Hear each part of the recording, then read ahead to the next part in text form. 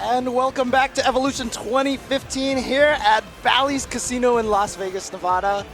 I'm James Chen. Hey, I'm Ultra David. So obviously we have Ultra Street Fighter 4 still. Yes. And we're now going to switch over to the D pools. That's right. So we're going to start off with kind of a hype match. It is Smug, Pie Smug versus Monster Mash. Yeah, someone asked me earlier, when is Smug coming up? When is Smug coming up? Well, here's Smug. There he is right now. Yep. Let's talk briefly about people in other pools, in the D pools of note. So Volva is a really strong Chun from Canada. Xiao Hai also in pool D1. Oh, dang, okay. One of the best Evil Ryu, Kami sort of players in the world. Sometimes looks like he's one of the best in the world. We'll see how he does today. D2 has Gachi-kun, #1 Sagat in Japanese arcade BP ranking. The Steamco Yipes is in there. He's been playing Street Fighter 4 lately. Yeah. Ludovic is also in there. Dang. Misei Makoto is pool D3. Chris King is in there. And Ski Sonic just DQ'd himself. So that's not going to happen. This match, let's see where Smug is. This is pool D23. And he's going up against Zangief. Now, against any other Dudley, this is a bad matchup for Dudley. Yeah. But we've seen how Smug has almost taken out Snake Eyes a couple of times in this match. So this is definitely winnable for Smug here. Yep. He can counter this bad matchup and make it look good for him. For sure. He just has such good spacing, and his timings are amazing. And he does a great job at knowing when to bully Zangief. A lot of people don't want to do that. Yeah. But as a Zangief player, you sort of have that luxury of not dealing with pressure very often, which means actually that pressure can be pretty good against you because you're just not used to it. Nice reactions right there. Yeah, that was a beautiful reaction. Got the max damage that he could off of the punish. Yeah. Nice. Blocked that long kick. Got the full punish off of that. Long kick. Very punishable move. Because Indeed. it's such a it's basically Zangief gets so much off of it if he hits you with it. So they really need to make it so that if you block it, you can really beat him up. I guess. Now, this is a battle that Geef has a lot of good buttons in. His medium punch is really strong. The jabs are really good. Oh, wow. Lariat actually does make sense in some situations. It's not as crazy as it might appear because that Lariat just sort of hits where Dudley hits. Oh, wow. Here we go. Oh, no. Just went with Bar Fierce. Oh, does that work on backdash? Wow, that sucks. He just knows. He just knows. No, good work. Yeah. Good work by Smug. Bryant Huggins. That's right. That's right.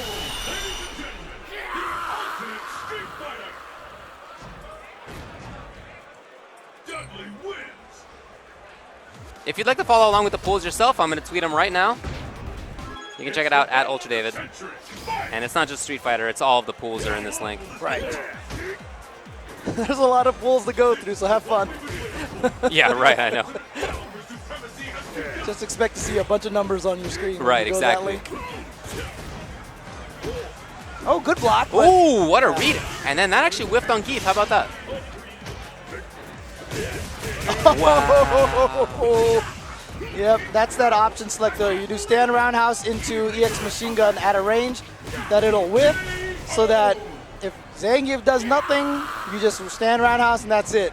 If Zangief sticks out a button, you hit him and then you cancel into the EX machine gun punch. And you see him just doing that. Every time he's throwing out those stand roundhouse, trust me, he's doing quarter circle forward and 3 punches every single time. Absolutely. He's been so good with that. Was it Torn Medium? Yeah, towards forward, I think that one is. Yeah. Right. Oh, no, you're right. I think that one is towards medium, huh? It's that Elena problem again. They're all punches. Oh, he knew that he didn't time that meaty properly, so he challenged. Oh, really? Wow, that backdash was perfect. That was exactly the right instant. Did he FADC something backdash? I heard the FADC, and I think he canceled his move, backdash, saved himself from that red focus. That is keeping your awareness up. That is for sure. Good stuff to him. You don't expect a red focus out of a Geef in that sort of a situation. Mm-hmm. You just almost never expect that. So, wow, to really keep his eyes open like that and know exactly what to do is impressive. Now, this was, I remember when we did our pre-show that we talked about how there was some interesting first round matchups, right? Yes. Coming up next, we've got Alex Myers versus MOV. One of Well, the matchups that you talked about. I'm very happy that they are running this on stream. This is an important one that, good job bracket runners is all I'm saying. We get this match on up first in that pool, which is pool D18. Yeah, very first round. Now our Kappa's Alex Myers is a strong SF4 player. He's been playing, I don't know, a few years now, maybe 3-4 years now. And Yeah, in terms of Street Fighter 4, he can be considered a veteran. yeah, I guess, even though he's still a youngin'. But he's a solid player, very solid player. Like his pressure, like his execution, like his approach to the game. He streams regularly, it's really cool. On the other side is MOV from Japan. MOV was one of the kings of Street Fighter 3 Third Strike in Japan. Yeah. Amazing player. Oh, He's even said that his Chun-Li should be banned Yep. from all tournaments because he can't was be too beaten. good. He It was can't too be good. beaten. Yeah. And I mean, he's not as well known for Street Fighter 4, but that doesn't matter. I mean, he's one of the strongest players. You know his fundamentals are ridiculous, and you know that he's going to be a very strong player. Also, if you'd like to follow along with some information, you can check out One Frame Link on Twitter, @OneFrameLink. Some of the brackets are being updated, in fact. Oh, okay, cool. Yeah, if you check out, some of the earlier brackets, the 8 a.m. brackets, for example, I think are all done right now. So you Okay. can find out Yeah, who qualified in winners and losers. Nick of One Frame Link, of course, providing lots of awesome stats and such Yeah. all weekend long. So definitely check that out.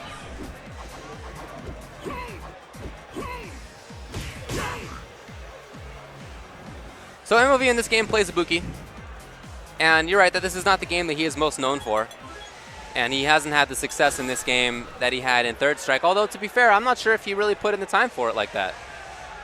But he's a very talented player, and both of these players, I think, are people who have it in them to go pretty far this weekend.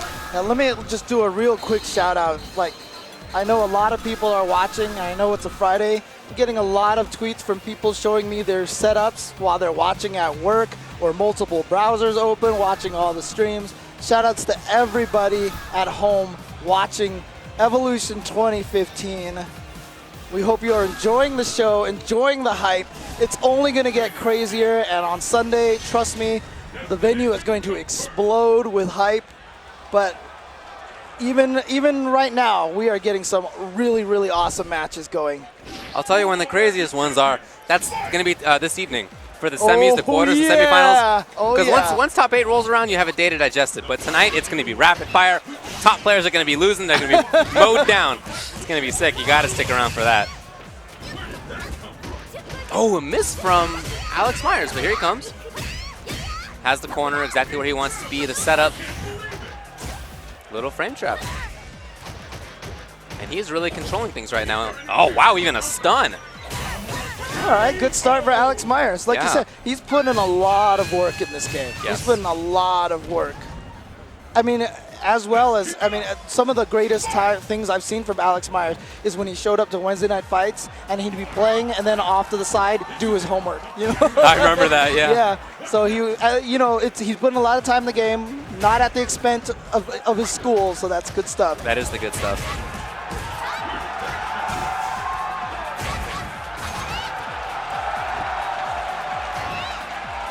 Oh, there's some craziness someone on the other stream has just lost his shirt.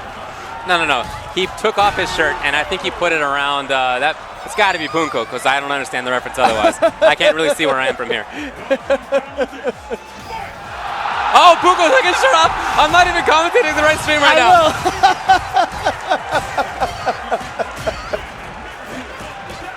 Well, that's got to be rough for these players here right now to hear all that stuff going on, and they can't go and see what's going on. You know what? They're focused. I'm looking at their eyes right now. They are entirely engrossed in this. Oh, the miss! Yeah, drops that combo.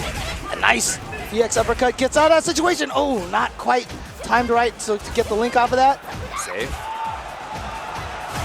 Oh, again, EX uppercut. MOV here with an opportunity to take this from Alex Myers. Wow, same situation. I like this pressure.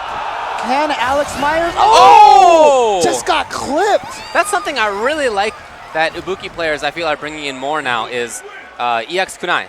It doesn't lead to a whole lot of damage, but it's so important for enforcing the opponent, to stay away, to let her approach in the air, to let her jump, because you have to respect that. And it just takes up a really good angle on screen. So Alex Myers now down 1 game. MOV, of course, one of the greatest third strike players of all time. Yeah, man. Oh, nice neutral jump that time. See, that might have been what he went for the first time and got clipped by the EX, but the regular one, you see how he gets right over it. Here comes Alex Myers, mix up nice, just teleports out of there. A little too far to combo off of that overhead.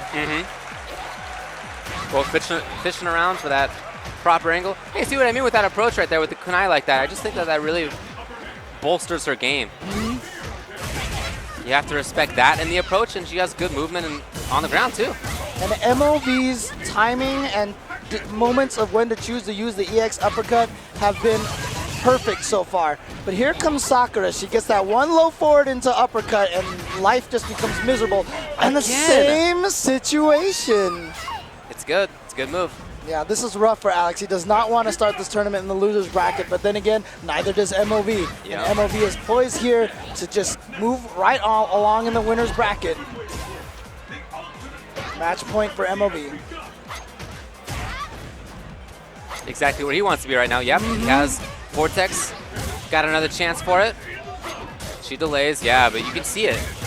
As the Ibuki player, you can see that and change things up accordingly. Yeah, I personally find that it's harder to block if you do the delayed wake up and the opponent does that kunai. I feel like that is the harder situation to block than if you just stand up and take whatever the cross-up short's going to be. Right, exactly. Because at least that one you can consistently block in one of the directions. So unfortunately, Alex Myers is going to be sent to the loser's bracket right away here in the first round. Yeah.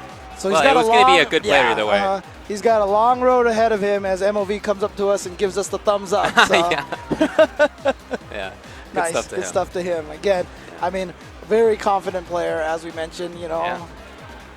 All right. Well, up next, we are going to stick with Southern California players. One of them is going to be UGC Commander Jesse from Van Nuys from the Valley in Southern California. Yeah. Sakura. Dalsum? I actually didn't know he played Dalsum. Yeah, actually, that's what he you know said, what? though. Yeah, he's actually learned a lot of Dalsum recently. Really? When he first started playing, he was a Chun-Li user. Yeah, he sure. was very, very much into Chun-Li.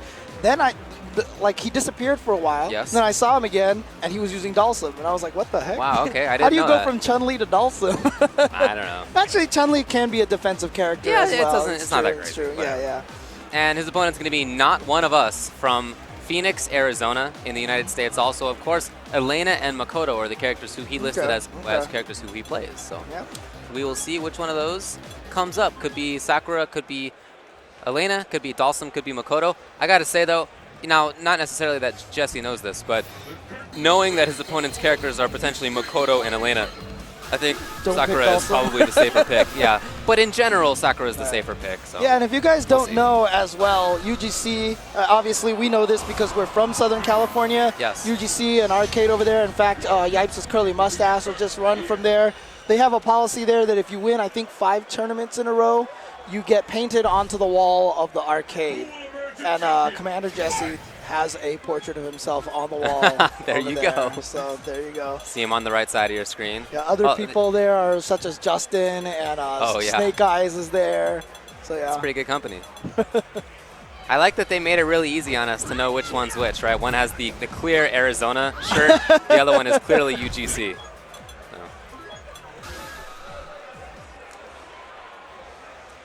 Thanks, guys. So now, which characters are they going to end up with? Elena. Well, not one of us picked this character very quickly, early, which you see Commander Jesse kind of pause a little bit. One of his friends talking to him now, maybe telling him, don't pick Dalsum. Yeah. Well, I don't know. I feel like Sim doesn't do too badly against Elena. I don't think he wins it at all, but it's not that rough, I guess, as Sim matchups go. But certainly you risk then your opponent counter-picking if you win with Makoto, which is a terrible matchup. So yeah, it's probably safer to go with Sakura, and I guess that's what he does. Sitting there staring at the crowd, I see Knuckle Dew walk by talking to former top 8 EVO participant Henry Sen. That's right. Henry Sen made top 8. What a year.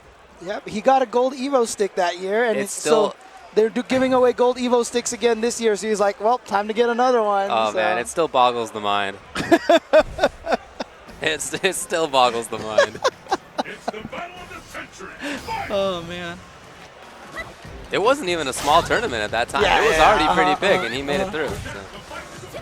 All right. Commander Jesse coming in now with Sakura. A lot of slides so far from Not One of Us. Wow, Rhino Horn did its work. Oh, no punish on that slide there. That might have been close enough for Commander Jesse to get the punish, but nope. And now it's building a little meter with that Link's tail. Nice space. Made that slide safe. But he is going to that a lot. Wow. He has some interesting ideas. You know, regular Rhino Horn got him over. Ooh, not punished. Yeah, he has that's a lot the of second slides. time now, yeah. EX Rhino Horn anti-air, interesting stuff. The block stun on the slide is a little awkward. Maybe Jesse's not used to it. There it is. He got the punish. I don't feel like he was confident enough to go directly into the uppercut there, though. Again, just using Rhino Horn like that. It's working. Yeah, I mean, it's not. Oh, yeah. Well, never mind. I'm just going to stop talking because I was going to talk about why it's not the greatest of move, but he landed it again. Could he have done Ultra 2 there? I feel like he could have. I feel like he could have too. I'm not 100% on that, but that seems right to me. I don't know. Oh, and an empty jump low jab. It's going to take it for Elena. Her low jab, such a good move. Probably is. one of the best low jabs in the game. Oh, yeah. Definitely with that qualifier in there, that's probably the best. Yeah. I thought you were just going to say normal moves. Because I it's mean, up there. Yeah, it could be. Yeah, for sure. Oh, wow. Goes for the Wow, all right. non-knockdown mix-up. Gets a quick stun. Here comes Jesse. Wow, he spends the meter. Yeah, but look at the corner carry and pressure he gets out of it. It's so and valuable. He gets the hard knockdown off of that meter, yes. That And should so be he's going to it. take it with a perfect. So Nice after round. a great first round there from Not One of Us, Commander Jesse comes right back with a perfect. And you see fellow UGC team member Vicious there trying to give him some advice. And right back in there. Oh, nice cross up. Here comes that momentum again. But wow, regular uppercut. Again, no invincibility. It's just 3 frames, so it can catch a lot of things before it gets hit. Can he turn this into something big? Yep, chooses to use that meter again. In fact, this should be it right here. It could be chip death. Oh, well. Yeah, so basically you have enough time to react to them getting up and blocking low forward uppercut. But if you know they're going to do that wake up, you just hold back until then. So You know, this is a pretty tough pool. This is D20. Other players in here. ML Swear, probably the best Hakan in the US. Crazy Salvi, a really good Rose player. Casual Pete, a strong Ibuki player. And El Cubano Loco, a really good Vega player. All Americans, but that's a lot of really good players in there. yeah. Yeah, things are working out right now for Commander Jesse. Yeah, after that first game where it just looked like he was a little thrown off by Elena, it seems like he's gotten the, oh wow. After the mount smash, he just went for the uppercut. Gave Commander Jesse a good opportunity to punish, but here we go. Yeah, a bit of life back. Yeah, but gone just like Oh, that. no. That Ooh. slide, it's just, he's doing that at very unusual angles, and they're unusual because they're unsafe. Yeah, when you're doing it that close, you're going for a hard read. Yes. You're making a huge bet that they're just walking around. And without a lot of previously, previous information to give you that information, it's just such a risk. Yeah. Yeah, EX Rhino again. Try to predict a fireball. And I think maybe one of the things someone told Jesse was stop throwing fireballs because he hasn't thrown any fireballs since then. Oh, using the air target combo to catch Jesse off guard, but there's that low forward with the ridiculous range. Yeah, it's good. Oh, again, EX Rhino, as you can see, you can just duck. Oh, the jump in, no anti-air. Yeah, Ooh. it's an expensive process, but I like the idea on that. Wow. Okay, here we go. Not One of Us with a huge opportunity. Oh, he wants to go there and charge. If he was going to give up all that, No. I really did not like that decision. He was thinking to himself, I really want to heal. And so he backdashed after he got that knockdown, then realized I can't get the heal because he can kill me Yeah, if I do it. Toshi right across the screen. So he shouldn't have backdashed. He should have just kept the pressure going at that point in time. Sure. So very unfortunate situation. Very unfortunate, kind of like multiple decisions going in your head, countering each other. Yep. And that's one of those situations that, you know, if you play enough games, you remember when you get that knockdown in the corner that you really don't have an opportunity to heal, so that you won't go for that. But, well, there it goes. Commander Jesse's going to take it. And now coming up next here, we have Renzo Vigo, a.k.a. iPeru, one of the longtime Fuerte players here. Yeah. And he's going up against 2 frames from Santa Ana, California, Ibuki player. His quote is, "Senpai, please notice me." Well, what's El Fuerte? I mean, what's iPeru's? It looks like maybe there's a bunch of Qs in there. I don't know, James. What is that? I thought those were 9s. In fact, actually, when Tim came up here, remember he was FQQ Tim? Yeah. Those were supposed to be 9s. No. He was supposed to be F99 for the Fighting 99 for the Oh, podcast of course. that they do. Yeah, but we read it as FQQ. Oh, that sucks. So, let's briefly continue talking about who's in what pool. Sure, go for D5 has Punko, the best set, #1 set. Also, Oni-san is in there, one of the top Able players in the US. Razor Fudo is in D6. D7 has the Snake Eyes. D8 has Kodo, a really good online Ibuki. Nothing Man is in there, Forte player from California. And Arturo Sanchez, probably the best sim player in the US right now. Yep. Also player, that is. D9 has Angelic, well, more of a Marvel player. Nerd Josh has been very good in SF4 and can be sometimes, but it's not his focus, really. Vegeta Min B is also in there, Ibuki player from Japan. D12 has Kino Caesar, one of the best Balrogs in California. Hasn't been playing as much recently, though. Right, but he can always turn it back on. D13 has Kabetsu, the #1 Viper in Japanese arcades. D14 has Liquid Knuckle Dude, top Guile player, and Flo. Wow. And you can never count Flo out. You know, he usually does not perform at tournaments, but there are some times that he just turns it on. That he has same all year the talent. that we talked about just recently, he was 9th place. Yeah, there you go. Lost to Shiza just to drop out of top 8. There you go. So iPeru against 2 frames. Yeah, I really like iPeru's Fuerte. He thinks well about the character. He thought that Fuerte was a mid-tier character even before. You know, he's always he's always been a little higher on Fuerte than I think a lot of other people are.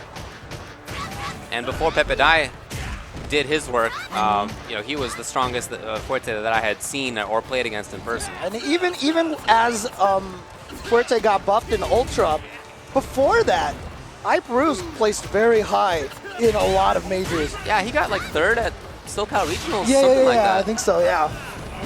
Yeah. Has a lot of good setups. Yeah, make it safe. There you go. She can just punish that with Ultra. Oh, wait, with Ultra 2, right? She has Ultra 1. Wow. Wow. Okay. Now, that's jump football, if I'm not mistaken. He must have just touched a button. Wow. And didn't jump. That is really interesting. Okay. So that's a big risk, and actually Renzo gives us this look like, I can't believe I got hit by that. Yeah, he did. He did just give us that look. Now, of course, for those of you who don't know, he's technically 801 iPeru. That is the area code for Utah, where his teammate Gustavo is, who was just signed by Winter Fox. Yeah, that's right. Who just got 2nd place at CEO, one of the top U.S. players that a lot of people are looking forward to see how he does here at this event. Of course, iPeru, a strong player in his own right. But here comes Ibuki. Wow, they actually used that move, huh? Never seen anyone use that move with Ibuki, not even in 3rd strike. Yeah. All right, good stuff. Is he going to get, yep. Yeah, that's what they do. They stand you up and you're like, what? And then all of a sudden an overhead. So you got to be careful of that. You always got to be wary of that.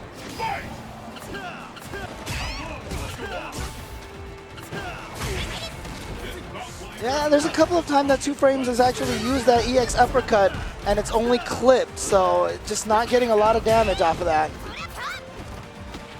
Uh-oh. Wasn't sure what he was going to do after he landed from that. iPeru just woke up with a throw, caught her. Now into the corner, does they stand short again? Yep, same mix-up. You got it. And iPru just staying safe. That's one of the great things about Fuerte. He has such good pace control. Not necessarily space control, but the pace. He really has a lot of control over when and where the two players engage. It's a big strength of his. Amongst other things. He's a good character. He's a very strong He's so character. fun. Yeah, He's so fun. He gets such a bad rap as just shenanigans, but he's really fun. Well, that's the thing is that in Ultra, he gained so much more of a solid game. Oh, yeah, he got way better, no doubt. But he didn't lose any of his shenanigans. So, you know. Yeah, you're right. You're right. And it's really interesting because sometimes you'll see a lot of long-term Fuerte players have a hard time breaking that habit. Like they will continue to play Fuerte with that kind of old school shenanigansy style instead of taking advantage of a lot of his new fundamental footsies kind of game. But that's one of the big keys right there is being able to combo into the quesadilla bomb. Gives him a real combo.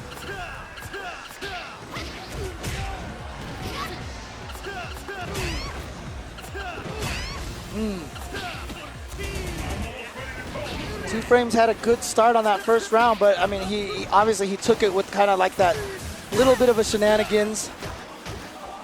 And since then, I feel like he hasn't been able to get anything going. Yeah, he really hasn't. This has been all iPru. Yeah, you see him just going for that. He's not even worried. And there you see the classic reaction against Fuerte. Two Frames just reels his head back, leans forward, shakes his head, lets out a sigh. I mean, he had Ultra too. If he had blocked that splash, it would have been a free punish. Yep. That's not a safe mix-up. Yeah. But that's the thing. You have to know how to fight this character. I hope you did your research. If you're trying to really win an Ultra tournament, I really hope you figured out how to fight Fuerte because this character can be a problem. In fact, one of the biggest problems for characters if you do not know the character. Yeah, I agree with that. Wow! Ooh. That was pretty sick. Oh, no. He's good. Yeah. And he even made it harder on himself than he needed to. Yeah, I know. He could have just walked up low forward, quesadilla, and would have taken it. Yep. Well, that was pretty quick, and now Renzo moves on. I will say, though, that's a funny shirt, though, What is that it? he's got on there. Oh, yeah, I like it. I couldn't figure out what it was at first until now that I realize what it is. Okay, I like the shirt. You know who else is in that pool? Hung B.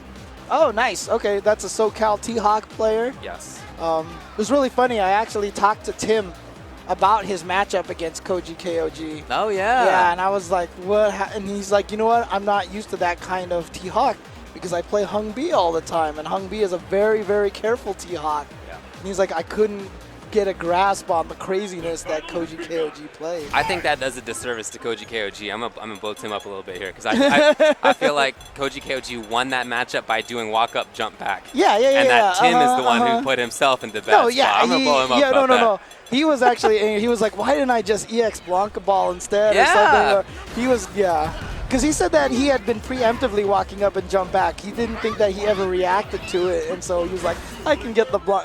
Anyways, I yelled at him about it anyway. All right, fair enough. I told him that the both of us were like, what are you doing? Yeah. So pool D15 has Big Danmol, the Makoto player from Korea. Pool D18 we saw a couple from Alex Myers, MOV. Oh, yeah, that's right. But also on the same side of the bracket as those two is Sanford Kelly. Well, I mean, to be... And Lapchi Duong is on the other side. Well, I'll tell you one thing, though. You know, when you get sent to loser's bracket, oftentimes you're sent to the other side of the bracket. So you're right. Alex Myers. But then again, if you're both starting on the same side and you both get sent to the same side, the way that it works is that as you alternate between rounds and winner's bracket, you're sent to the same side or the loser's side. Right. Which is why sometimes you do end up with those run backs early on. That a lot of people are like, what? You ran the bracket wrong. No, it just depends on when you lose, which round you lose. So pool 19, we mentioned iPru and Hung B. Pool D20, we talked about as well. ML Swear, Crazy Salvi, Commander Jesse, Casual Pete, El Cubano Loco. We'll talk about the rest in a bit. This, actually, well, D22 is the very next one. Infiltration, one of the best players in the whole world. DiCaprio is the character who he's been maining over the past few months, and he's really made her work. Former EVO champion. He actually, I heard him say that at one point in time, he actually admitted that if he had saved DiCaprio and never showed that he played this character until this EVO, he might have actually had a really good chance of taking EVO by hiding this character. There's something to be said for that. I did talk to Infiltration early in the tournament, and I said, do you think you're going to win? And you know what he said to me? He was like, I don't know. And I looked at him and was like, you're supposed to say yes. And he was like, 69% chance. Okay, there you go. 69, dudes. Oh, good block, but no punish from Geronimo. Geronimo from US, not specifying where in the US. Yeah. Wow, did Right he now, do not that doing media too well. enough? Looked like he did that stomp media enough that it wasn't as punishable. Yeah, you can do that. Okay. Yep. And that's a lot of confidence from Infiltration to end it like that, and rightfully so. Interesting to see Geronimo go with Cammy, yet he's wearing that Mecha Zangief shirt. Ooh, traitor. It's really cool. I didn't know Kaneda made a Mecha Zangief shirt. I have the Zangief one. It's been hard for Geronimo's Cammy to really nail down where DiCaprio is going to be. Even there when he thought he had the right approach, Infiltration landed and had the uppercut ready, you know? Yep. I mean, that's kind of what DiCaprio's game really is. It's just, you know, misdirection. Where am I? Where am I? Yeah. They actually really did make a very interesting character out of DiCaprio. Agreed. Yep, not much you can do in that situation. Only thing that Cammy has that might have been able to avoid that was an EX spin knuckle, which would have been a great move because it would have went through the Psycho Sting, hit her, and then he would have been able to combo into Ultra mid-screen. Oh yeah, that works. I haven't seen that for like 5 years. Dude, who lands that move? Yeah, exactly. Who lands that move?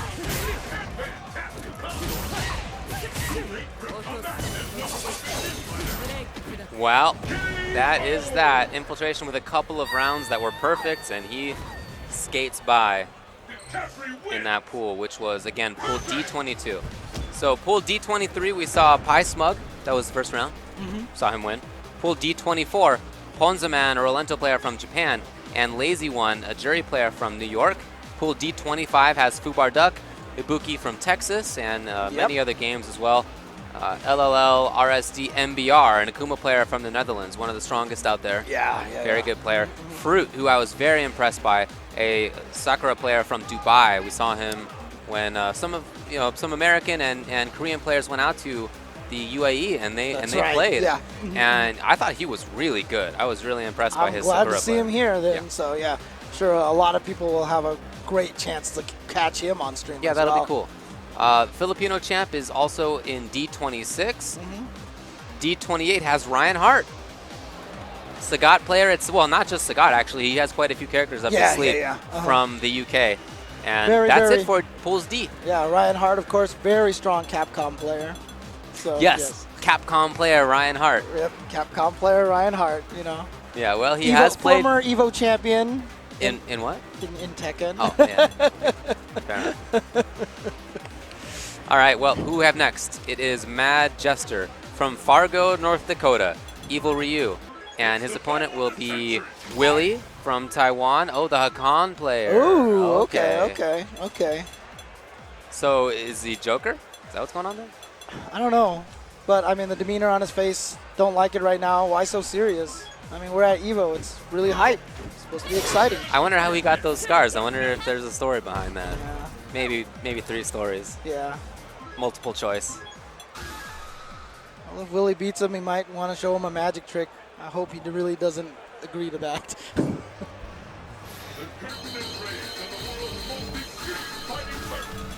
All right. Yeah, some Willie. Hakan. Get some Hakan on stream. Interestingly enough, obviously, the two of us have always thought Hakan is a very strong character, just underused. Yeah. Ebi from Japan, one of the strongest Hakan players, actually thinks Hakan isn't very good at all. Indeed, he does. So, yeah, let's see what Willie can do here. I actually like to ask Willie how he thinks Hakan ranks. Yeah. There's a big split in the Hakan player community, which is not even that big. But some people think he's amazing, and some people think that he sucks. So it's like 2 people against 2 people, right? Right, yeah, almost. Oh, good start right there, using that focus slide that Hakan has, that only he has, and he can dash cancel as long as he's got that oil rocking. Oh. Wow, he's going for some funky setups right now. Matt Jester has not been able to deal with it. This is such an unusual character. If you haven't dealt with Hakan before, you're going to find it tricky. You really will, because you have to play against him in a little bit different way. It's not that the oil makes him invincible. You know, you can play around it as the opponent.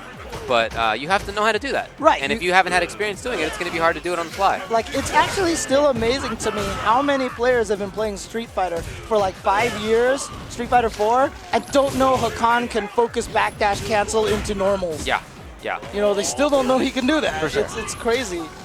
Like, some people be like, what? You know, when they see it happen. All right, here we go. Matt Jester getting some play here. Wow, meaty DP, that was the best. Yeah. Oh, I wish he had punished that better, but I really love that meaty DP, honestly. Yep. Oh, so and good. then he gave him a chance to oil up. That What? was a big mistake there. Oh, that should be it. Whoa, no, hold on. Okay. And now with no oil, oh, he's just going to oil up. He's just not Oh, he got him. He got him. Oh, no! Is there a punish even? Oh, that is the worst case scenario. I have never seen that happen. And you see even Willie is just like, oh, patting his chest, being like, thank goodness, thank goodness. Yeah, That was crazy that even happened. yeah. That was a good read on Mad Jester's part, though, because obviously focus backdash is something that a lot of Hakans like to do, right? Yep, you're right. So as a result, if you just raw ultra like that, there's really not much he can do.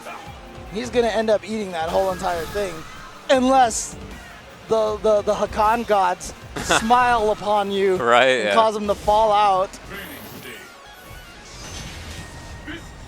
Well, Mad Jester did go to character select, did not change characters, Okay. sticking with Evil Ryu. Okay. I mean, obviously a very strong character. Nothing wrong with playing this character. Yeah, you're right. It's the battle of the century. Fight! I do feel that Hakan does pretty well in this matchup, though. I like the way his normals match up with Evil Ryu's normals. Of course, when he has oil, he's ridiculous. His pressure is amazing. And he just deals the damage that Evil Ryu has trouble dealing with. Has trouble living through, really. One thing, though, is if Hakan whiffs the Dragon Punch, spinning pile driver, he's whiffing for something like 55 or 65 frames. A long time. Right, very punishable. And so you can get a lot more than a grab. You have a lot of time. Oof. All right, match point now for Willie. And the battle continues. Fight! With that, the fight is officially underway. Mad Jester with some pressure. And Willie sees it probably oil up, yes. And now you really can't throw a fireball as Evil Ryu.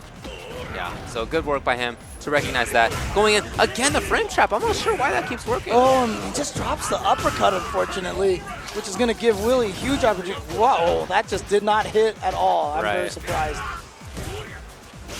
Oh, yeah, that might be it. Yeah, you got to watch out for that. And that's one of the dangerous things about him is he can focus, keep sliding backwards, put himself in out of danger as long if you don't attack, right? So, and then if you do see them attack, there it is. You don't even have to hit them with the crumple necessarily. You can just dash up low short or something like that. Yeah. If you don't have a level 2 focus generated. So, Yep, consolation there. that's right.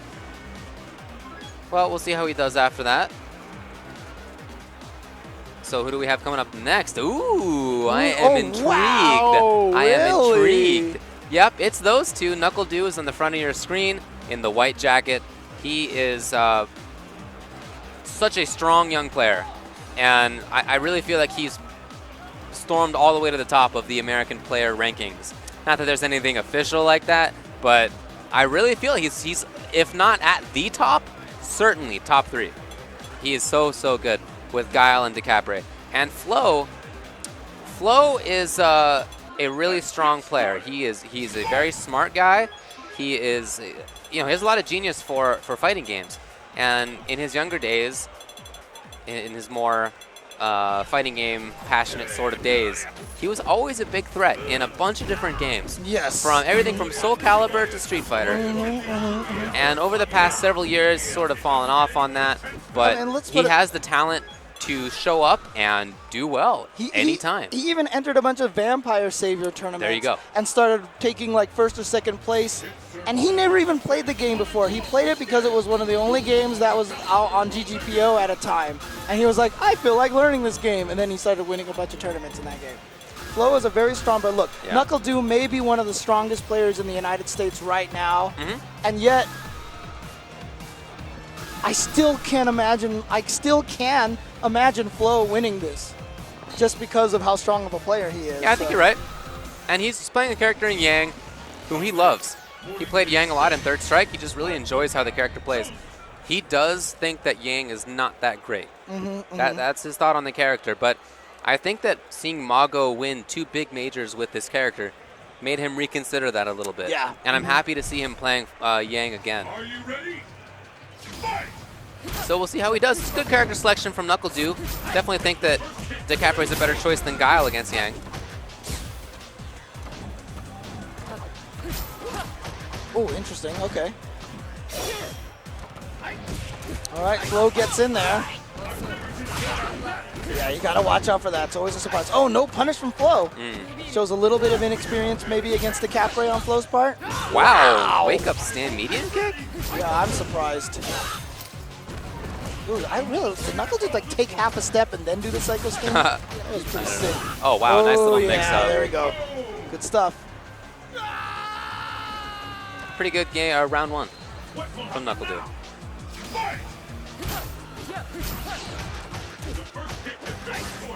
Some slight pressure from Flo from the front. Wow, the check with stand short from DeCaprio. Interesting. I Don't like see it. that very often. Good throw tech on NuckleDu part. Flo really trying to pressure again, and again, NuckleDu just blocks it out and then gets back to a neutral situation. Okay, here we go. Flo trying to get some pressure, but mistimed that cross up. Still very hard to hit with it. I like that teleport behind and just immediate attack. No waiting. He's not FAD-seeing any of that stuff. Yeah, he's Giving up saving some the potential meter. damage. Here's a bad situation for Flo. Okay. Well, there really wasn't too much to worry about there. Wow. Got caught by One of the the air spiral arrow. one of the trickiest things about DeCaprio is that you have to look for her to approach as she's running away. Yep. As she's jumping backwards, you Yep. have to look for her to suddenly approach in a way that most characters can't. Even dive kick characters, some of them can't do dive kicks if they're jumping backwards, and some of them who can, their dive kicks are kind of vertical. You know, Yeah, they're not lose like all forward. the momentum. Yeah. Yeah. Yeah, if Rufus jumps back and does dive kick, Right. he just kind of drops straight down instead. So she's very different in that way. Yeah, there are almost no characters in Street Fighter that can attack going forward from the jump backwards. Even guys with air hurricane kicks, when you do that, they just kind of go backwards. You know? And you know what? Flo has always had that situation where whenever he doesn't win with one of the characters, he immediately goes to Rufus. Right. And he thought about it here, but no, it looks like he's going to stick with Yang. Try to keep in mind a few things, see if he can make some adjustments.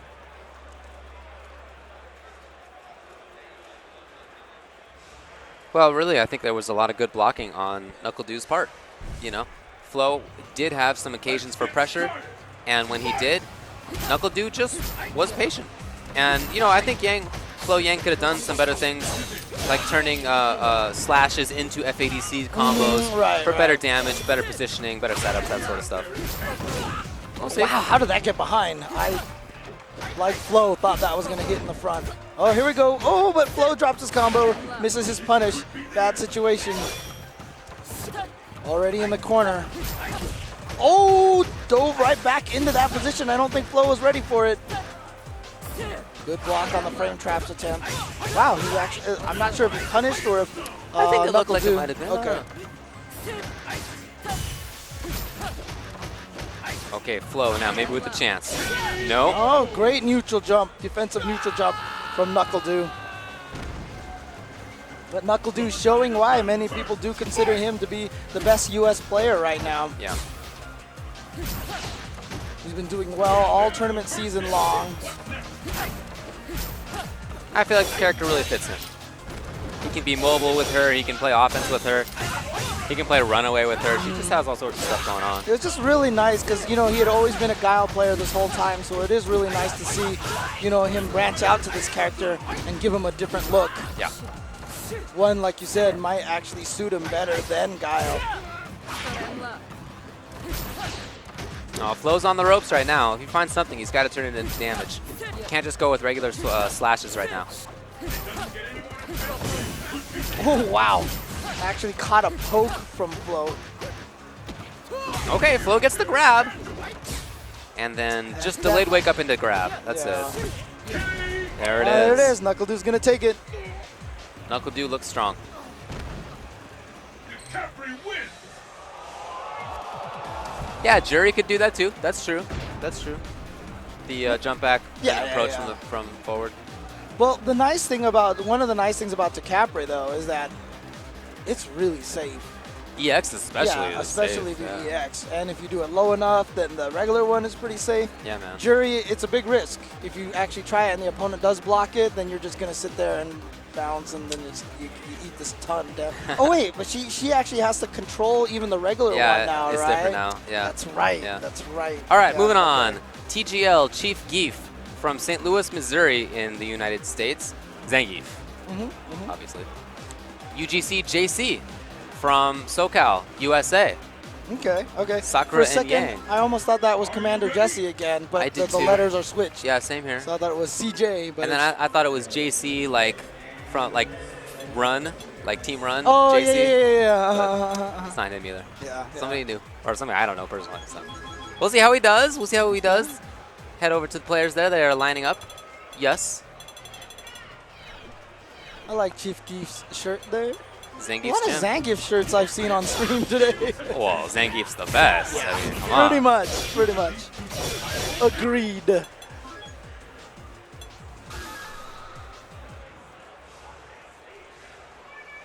Pool D17. Craziest and wildest fighters have assembled from around the world to join in the fight. But only one will be declared the best. So looks like this is probably winners semis Okay. of this pool. I don't know who's going to end up on the other side. Interesting. Well, that's D17 if you want to check it out. I recently tweeted out the brackets. You can find it at Ultra David. All the brackets, not just Street Fighter. You can check out everything and scroll for 20 seconds while you look through just all of the pools without even selecting on any pools. Oh, there's so many. Emerging champion. Fight. All right. Seeing how well Jesse can keep out Zangief. It's a tall order for Sakura. She's really got to do a good job zoning with the stand roundhouse. But then you also have to be careful because Zangief can treat the standing roundhouse like a fireball. If he jumps over when you do it, you can end up taking a big chunk of damage. Wow, jump back fierce, funky. Okay. All right, looking good. I like the kind of mid-range control that UGC JC is using. Taking up some good spots, coming in for the stab still. Wow, that's the second time that's worked. It is tricky. Oh, EX! And he seals it. All right, good stuff. Good Yeah. stuff. Let's keep it up. Fight. Well, Chief Geef found that sort of jump fierce as a way to get in. That did work for him quite a bit. Which one of these two will emerge on top? But other than that, JC is doing a really good job at controlling the ground. Oh, good timing, but too far. Again, good timing getting over those normals. That's one of the keys to this Zangief matchup. Is picking the right moment to jump over those jump stand roundhouses like that. Yep.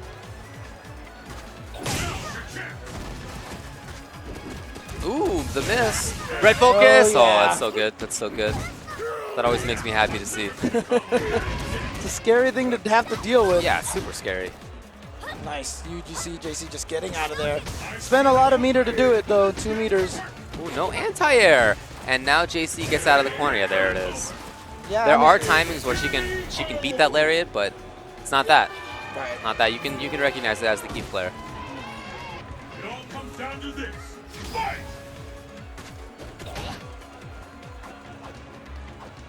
So far it's been JC playing the footsies game, playing defense. He hasn't really pressured much, hasn't had a chance for that bunch. Maybe now. If he wants to go for it, no. Okay, let Geef off the hook. Oh, wow. Trying to bowl his way in there with a couple of green hands. Yeah, I got a FADC back, get out of there. Yeah. Spends another bar just to get that one hit. Ooh, and put JC back into the center of the screen. That's going to be a battle now for, well, okay. I like the... Oh, no! Oh, yeah, okay. there you go, there you go, there you go. I did like the challenge from JC. A lot of people don't like to go walk up and regular throw Zangief, and it's actually a really powerful tool against Zangief. Yeah, we were just saying earlier, no Geefs expect that. Yeah, and he has no throw invincible moves, so, Right. you know, even if he EX green hands at that one moment, you're going to throw him anyway. Looks like Vicious is the UGC official coach. Yeah.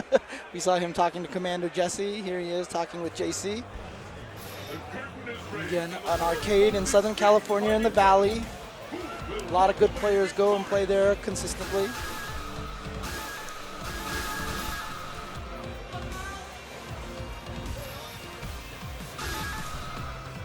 See if he can make any adjustments. Europe, blast burst. Destination confirmed.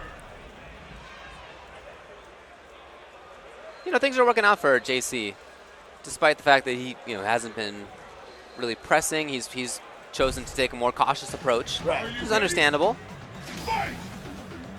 But that's really been his game plan, and as the Geef player, if you recognize your opponent is doing that, you can play a very frustrating waiting game that Snake Eyes often does, where he knows that you're not trying to get in on him, Right. and he just doesn't get in on you either. And so it's a battle of wills, is who can take up space with minimal effort, minimal options. Yes.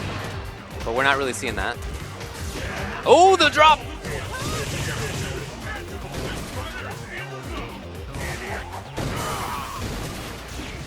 Yeah, this round is all going Chief Geef's way now. It's a tiny little bit of life that he needs to take out. Yeah, and you know what? It's interesting. You see JC throwing those fireballs there. It's really kind of him saying, you know what? Go ahead and EX fireball, EX green hand through there. I'm okay with that because then you're going to spend this meter on this Right. round that I'm pretty much giving up on. So Yeah, because starting this round, Geef is pretty close to getting red focus, EX hand red focus, and that really makes him scary. Next mix-up it could be there. Ooh, wow! Oh, wow, what? he walked back so far away. Yeah. But see, here's the thing. If you're going to try to fade out that EX uppercut, the SPD on wake up like that, have a punish in mind. And I just didn't feel like Jesse had one. Right.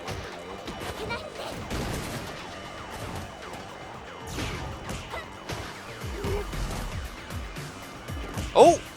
Tricky, but Geef's dash is just so slow. Right. It's so slow. Oh! Yeah, he's going to be able to combo. Oh, wow. Drops his own. Maybe he meant to do low forward and it came out as overhead. I don't know. Because he would have won that without the reset, so.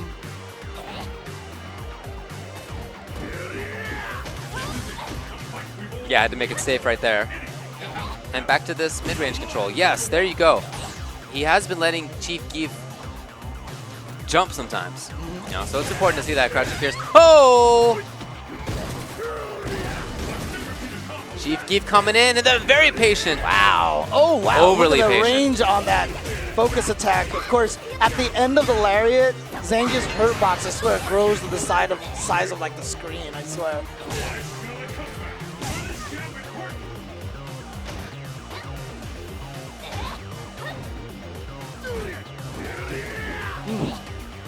Again, you see when he whiffs that lariat, slides back to try to make sure he doesn't get punished. Right. Well, Chief Geef does lightly. Nice recognition.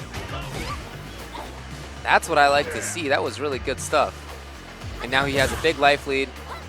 Will he just wait it out? Will he let JC have to come in? Yeah, that's what he's doing. Yep. Smart play. Yep. You see him not even pressure afterward? Yep. That might be too light, but I like that signals that he is trying to play this stay away game. Yeah. No, I like what he's doing right now. I like how he's approaching this. Time's running out, and that's great for Chief Geef. Unfortunately for JC, it's going to be now or never. And there it is. He just Never. waited that whole entire time for him to jump twice to get those 2 lariats. And it took a while in between the 2 jumps, but you see how patient he played it? I love that. A lot of times people they're so impatient, they want to end the round. They get antsy, so they're like, oh, let's go for this crazy Hail Mary after pretending to defend for a while, you know. But good stuff, good patience to Chief Keef. There you go, that's a proper punish on that whipped SPD. Oh no, accidentally let the focus rock. And it's gonna miss on the crouching Sakura. Probably close to stun. Oh, okay, never mind. Yeah, he backs off. Wow, those are all roundhouses right there. Oh, a Oh! little too far for the throw and a kick SPD Yeah. too. Oh, did that work? No. Wow. JC just holding up for dear life. Good awareness on JC's part. Oh, short jump, empty jump. Here Yep. comes Chief Keef now. Lots of meter on JC's side. Will he spend it? He does. Yep. He does. Smart stuff.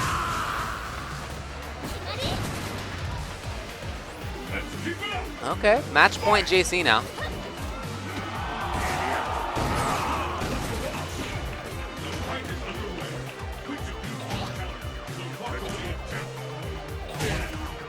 Again, ranging out with those roundhouses. Chief Keef is fully locked on super. Oh, the big bet! Pays And off. the big damage. Yep. That's for sure. Go into the corner for the cross-up. Oh, nice read. Long kick. Yeah. Nope, that's good too, though. I like the pressure, not going for the SPD, but then he does go for it. Oh, shoot. Oh, that's a problem. Oh, man. Chief Keef looks really upset at himself. He let go of the joystick and was just like, I can't believe I did that. And There you go. Yeah, he is definitely upset. That's for sure. That's for sure. Understandable. Understandable. It's a big tournament. You want rough. to do your best and make a mistake, and it doesn't feel good. Yeah. That's for sure. Yeah.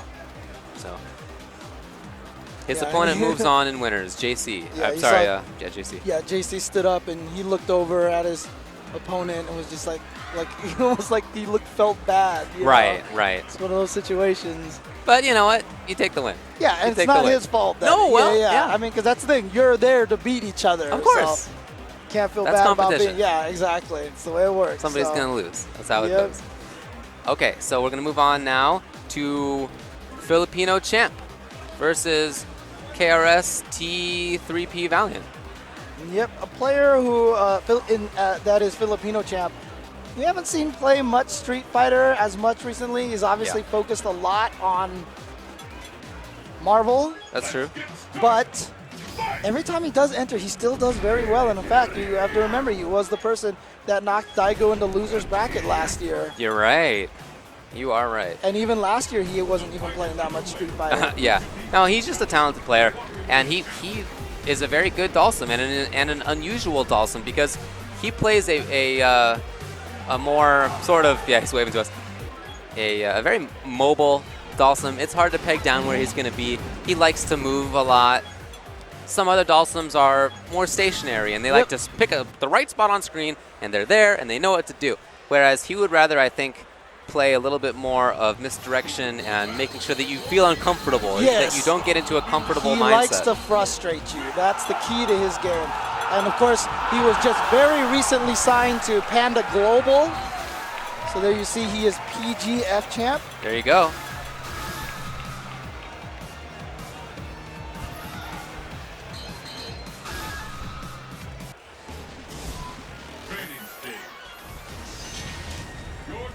So his opponent playing Fei Long, Valiant, from Southern California.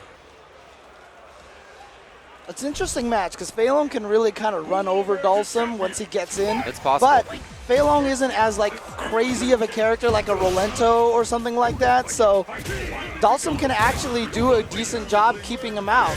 And anybody we're going to see do that, it's going to be Filipino champ. You can already see some really good timing and button choice from Filipino champ. Yeah, option choice in general, very good. Oh, wow. Oh! Please punish, he does.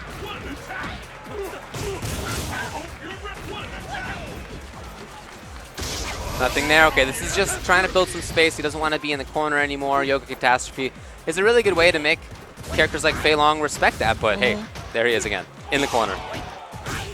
Oh, nice. Delayed on that Rekka, gets it. Oh, but not enough pressure, I feel like, from Valiant.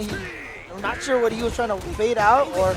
Oh, no, and just gets away. Yeah, I mean, how many people would have expected that to happen? You chicken wing through. Oh, that might have worked. No, Oh, wow. that was off by just some frames, man. Yeah. That was a close one. But like the chicken wing right there went past Yoga Flame. Like Dalsum leaning forward actually caused Fei Long to go over him. You would actually think that that would just hit from the front. Oh, Oh, that's a problem. That's a problem. well punished, though. Here you go. The EX command throw grabs from so far.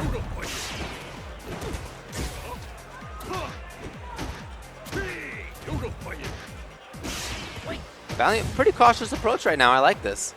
He has a life lead. There's not much reason to overextend. Dalsum is not that great on comebacks. Right. There you go. Looking good. Oh, again. So far. Gets the bigger damage this time. And then down, medium kick? I wonder if it's supposed to be flame kick. I'll be honest, I haven't seen a lot of Fei Long players use that close strong into command throw.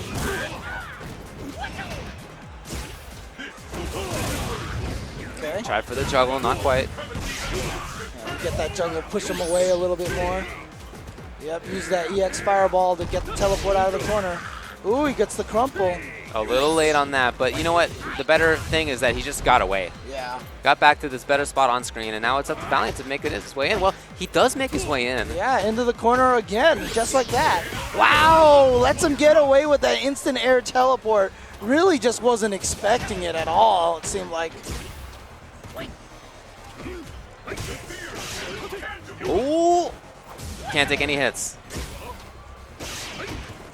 Still can't take any hits. Oh, the cross up! The little shenanigans, yeah, you gotta be careful. He can still do with this. that. No, I Okay, like the okay, idea.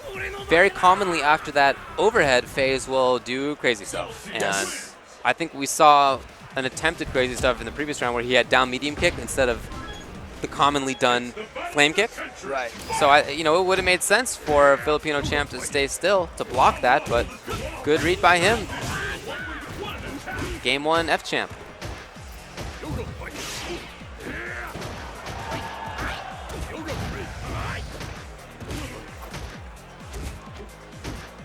F champ slowly harassing away. There it is. Yep. But you know what? That's collateral damage of escaping the corner, getting punched out of the air like that. Dalsum won't mind that. Oh, wow. Yeah. Nice blocks. Yeah, that's a very classic F champ setup. So EX, but F champ gets back into the mid screen and back short saving him. And now anything will do it again. Valiant in this situation. Will he spend EX meter? Will he bother? Oh. Okay. Just went for the Hail Mary kind of situation. Well, F champ has already seen him do jump in ultra. Right. That already happened. Right. So F champ, I think, was very smart right there to just hang out. Him pressing a button there isn't going to do anything. He's not going to hit. Right. Right? It's just going to help control space. But at that point, all he needed was a little bit, and Valiant needed a lot. So the weight sort of changed. Very seldom you see a Dalsum use a drill like that and get away with it. Valiant trying to get this pressure going, but he's honestly just... Oh, he got him. Oh, so smart. Oh, I thought he would got get hit and then fall into it, but no, that didn't happen.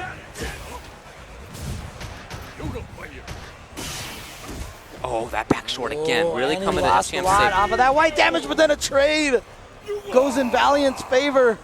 Fei Long gonna survive. Of course, Dalsum's moves just don't do a lot of damage. Yep. So off of trades, not very good.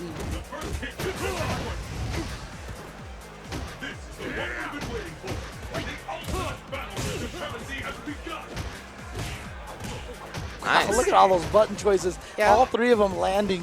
They do add up over time. But just like that, Valiant evens it up. That's how it goes. But fortunate Filipino champ gets hit out of the air by that Stand Fierce, so he was able to punish the whiffed Rekka on his way down. Oh, here comes Valiant. Okay, this is just staying away. Wow, again. you know, Sims are used to doing that. There's the cross-up setup, Yeah. yeah. Sims are just used to doing that. All right, so things looked dire for Valiant, but then he takes that clutch second round, comes back and wins a dominating third round, and here he is, taking it to game 3. Trying to send a Filipino champ into losers. Nice, There it is. combos the trade. Yep. Woo! God, he did that so early. There's a lot of startup on that.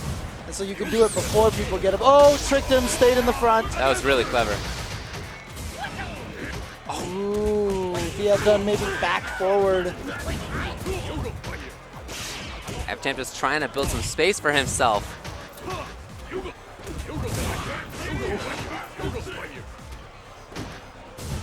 Oh, got him! Yes! Oh, and even The gets the juggle. double Where's he juggle. going? Little too early there on the fake. And now Valiant. Oh yeah, you see, I love it. Filipino champ did not challenge the landing. Right. Just no reason to take that risk. And when Valiant landed and he saw Filipino champ touch nothing, he's like, whoa, he didn't touch anything, and then that was it. He got Yoga Sniper. So very smart stuff. Okay, not tight enough of a block string, so he gets the flame kick in between. And now he's trying to chase him down in the corner. All right, F-Champ now has the corner. Oh no, just gets away. More interested in staying away and playing this keep away game than pressuring up close, which makes sense. That's Dawson, really. And it looks like this is going his way right now. Valiant's gonna have to make something big happen immediately. No, not like that. Not like that. Oh, trying to get in? Nope. That is gonna be all she wrote. No? Okay, there it is. Filipino champ knows it's going to go a while, so Yeah. he took his time, slided his way in there, and he's going to take it over Valiant. Okay. Good stuff to him. So on deck, we have Jan Derek, and he's going to be going up against Mr. Infiltration, we saw earlier using DeCapre on stream.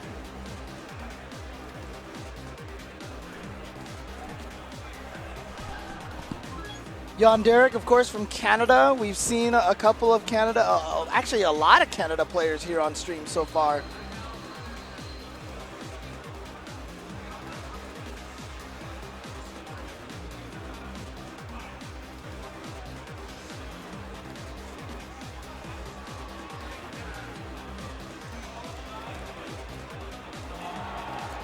The battle has begun. Fight!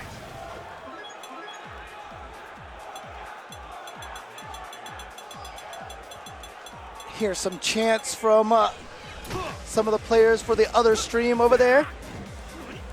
Once again, Infiltration from South Korea, EVO champion. In fact, that same year that we talked about where Henry Sen got top 8 and Flo just missed out 9th.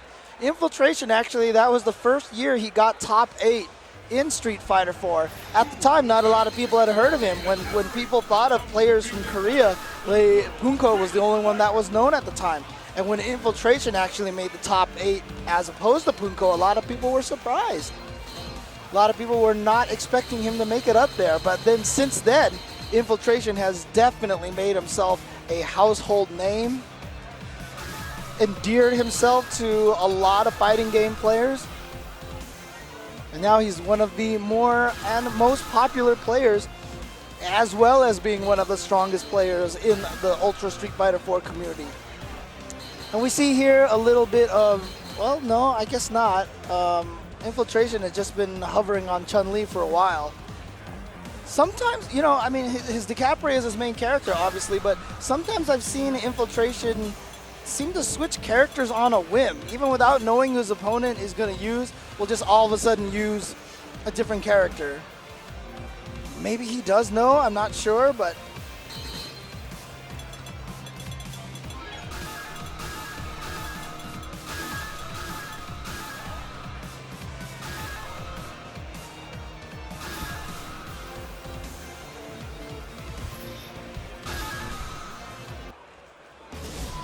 Training stage.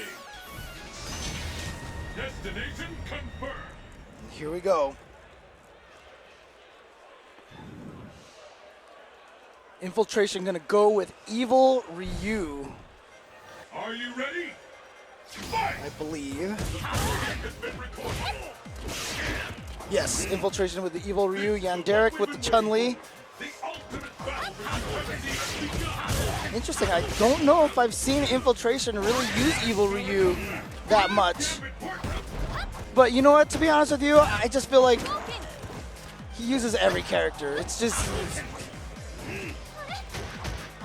it shouldn't be surprising to see whatever character he uses at this point.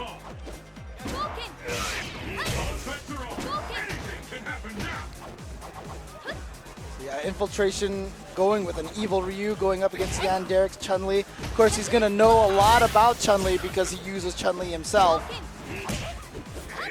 Yeah, that makes sense.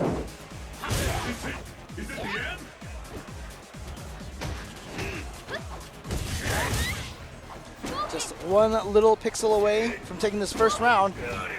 Trying to chase Chun-Li down. Of course, that's always easier said than done. Chun-Li, really slippery character. Right. But he knew that Yanderic eventually had to come in there, so just played patiently enough. Kind of how we saw earlier with Chief Geef. Just playing patiently until finally Yanderic jumped and he got the anti-air. Right.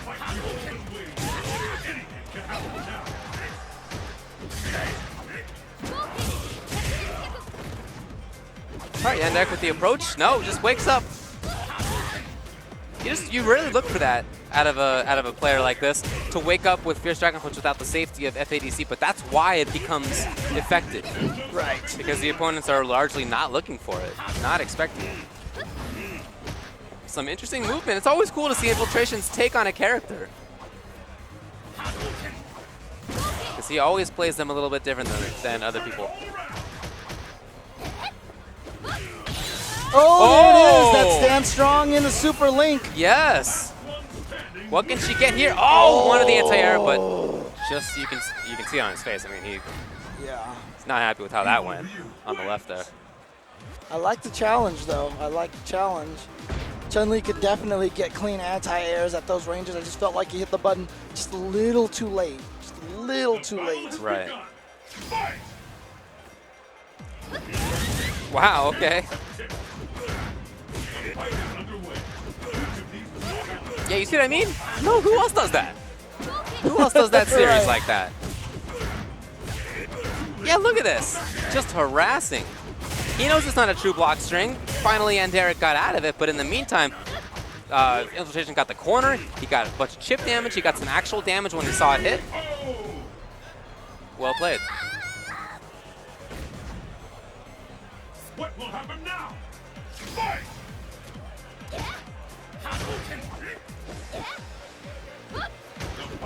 Yeah, again, going for it. Oh, man. Yanderic's really got to shut that up.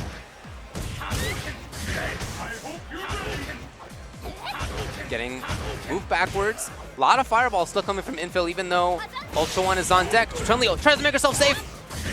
Actually, it ends up okay. Wow, that neutral jump Fierce really worked. And here's Infiltration now. Backing off a little bit, actually, not going up all that close as he had done in the previous round. Okay, maybe a turnaround for Yanderic. That's kind of an unfortunate situation there for Infiltration. Usually that EX Hurricane sucks him back into the corner. Oh, I like that idea, using the FADC. Even chip damage now is an issue. Oh, nice anti-air! Oh, that was beautiful. Wake up, just regular fireball. Again, such interesting ideas. Oh, it was the one-hit red fireball. Yeah, he was scared of the multi-hit fireball going through there. Yeah. You know it. You know it. Yeah. I had the same reaction. As soon as I saw the fireballs collide and they both dissipated, I was like, oh, really? And then, yep, Infiltration had that all ready to go. And so good stuff to Infiltration. He's going to move on. Yeah, for sure. But the next matchup, whew, this one's going to be a doozy. Yeah, I'm really interested to see how this one goes. This is pool D18. On one side, we already saw one of the players. Right, we saw MOV versus Alex Myers. Yeah. And we mentioned that one of the other killers in the pool is one Steam Co. Sanford Kelly. Again, same side of the bracket. Right. So this is not even winners finals of the pool. In fact, this is, I guess, winners semifinals. Right. And it will be MOV from Japan with Ibuki against Sanford Kelly from New York. He signed up as Oni. That's what he says he's playing. Interesting, interesting. I mean, you know what? I've seen him talk about it. He just has a lot of fun with Oni. Right. But of course, he also has a really good Sagat. He's played Ryu, he's played Ken. Right. So there's a lot of characters that he can go with here. And he probably saw a little bit earlier that MOV went with Ibuki. So I'm just wondering who he feels comfortable against Ibuki with. You know, I'm curious to see what character he's going to choose in this situation. Right, yeah. I'm not sure. You know, presumably he knows MOV and what character MOV plays in Street Fighter 4. So when he comes up to play and he says he's going to pick Oni, that might be him having thought about the situation in advance and decided, Right, okay, yeah, you know, that's Oni's true, the that's pick. true, that's true, yeah. We'll see.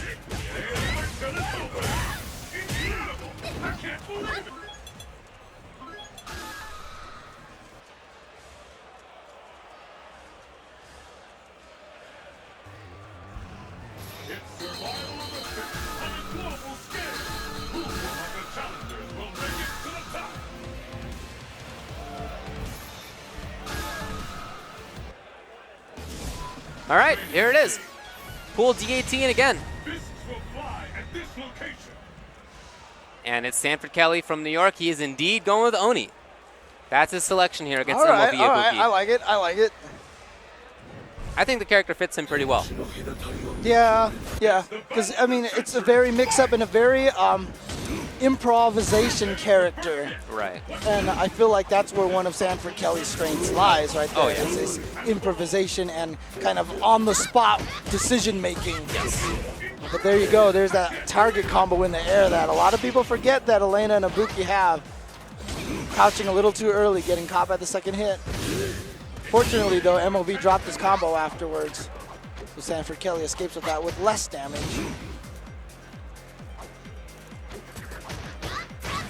Some slight pressure here from MOV, feeling things out. Seeing how Sanford deals with Ibuki pressure. Really hasn't gone for anti-airs. Wow, I like it. Crouching short, not much, but it's good to shut that down if you can. Oh, did it cross up? Yeah, I don't think I've ever seen that happen before. And you know what? I don't even know if MOV did that on purpose necessarily. Oh, a stun. Oops. Maybe another chance. Yeah, had to kind of improvise Okay. that combo after the whiffed neutral jump, Right. but still manages to pull it off. Good stuff. MOV takes round one. Let's keep it up. Fight. Sanford Kelly. Wow, That's a hard knockdown when it only hits once like that, though. It's really interesting. Yeah, Sanford, I know, is a player who takes it very hard when he loses the international players. He really wants to beat the international players. And I can imagine right now if he loses to MOV, who's not even necessarily one of the top Japanese SF4 players, he's going to be very frustrated. Things aren't looking good so far. But here we go. Here's an opportunity. Oh, stays from the front. Yeah! Oh! The read. And there it is right there, that improvisation, that on-the-spot decision-making that I was talking about. Sanford, one of the best at that, just saying, you know what, I'm going to go from the front this time. Yeah. You know, I'm just going to go immediate uppercut. Yep. Because he's going to do his own wake-up uppercut. And that's smart stuff. So Sanford Kelly basically stealing that last round. Yeah, I feel like he's going to have a bunch of that because we've seen him deal with the meaty vortex and it has not been good. He's not dealt with it well. So right here, we'll see what he does again. Is it going to be delayed? No, it was delayed before. Well, you know what? I don't know where that was. I don't know where that was. It's really hard to deal with in general, but he hasn't been dealing well with it, and that means that he's going to have other things to keep him in the game. Right. And I think it's what you're talking about that will do it if he gets it. Yeah, you got to watch. Oh, it's just a little too far. All right. Okay, he blocks it this time. Oh, but then just in between that block sequence there, and then in between those sequence, he tried touching a button, got caught. You can see that look on his face. You know what he's thinking. He does not want to lose to the international players. I mean, obviously he doesn't want to lose at all, but I think the sting is going to be there a little bit more if he loses to an international player. So I know at CEO, I think he lost to 2 international players, and he was very frustrated by that. Well, this Looking is a lot good better so right far, now. yeah. But Ibuki, you know, sometimes that's all she needs is this one knockdown. Yeah, sure. And here comes the mix-up, keeps going, good blocks. But again, just catching him with those frame traps, getting him to twitch, and that's going to be a stun. Wow, you were right. You were right, James. Yeah, look at this. Oh, and then he goes for it. And sometimes that on-the-spot decision-making can come back and bite him, and there was a perfect example. And just like that, MOV makes the comeback. Yeah, Sanford's play can be really hot and really cold too, because he's all about making those big reads, and sometimes he has the right reads. In fact, oftentimes he has the right reads. Yes. Sometimes he doesn't, and it's two sides of the same coin. Yep. That's why he succeeds, and it's why he fails sometimes as well.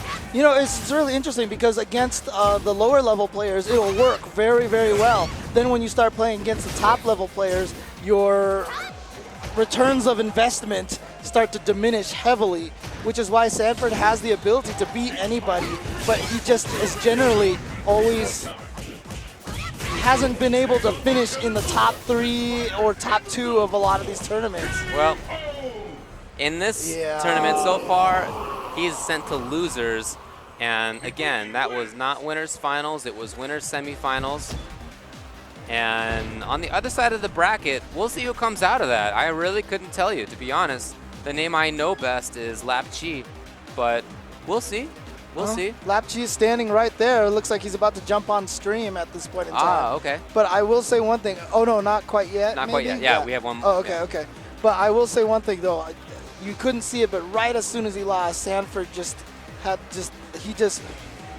like, you know, it was, you could see he was like super upset about that.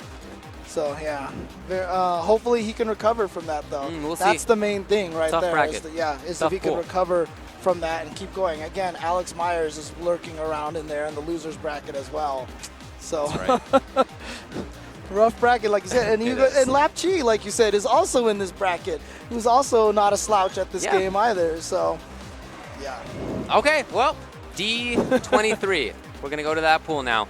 Winners finals will be Pi Smug from the US, from New York. There you see him. The Dudley. Yes. The Dudley. His opponent is TAG Beezy from the US as well. Thanks for being so specific, everybody. And he'll be playing DiCaprio. That's what he's told us. Well, to be fair, the sheet does say give us your location so we can give you the proper flag. You're right. So, there you go.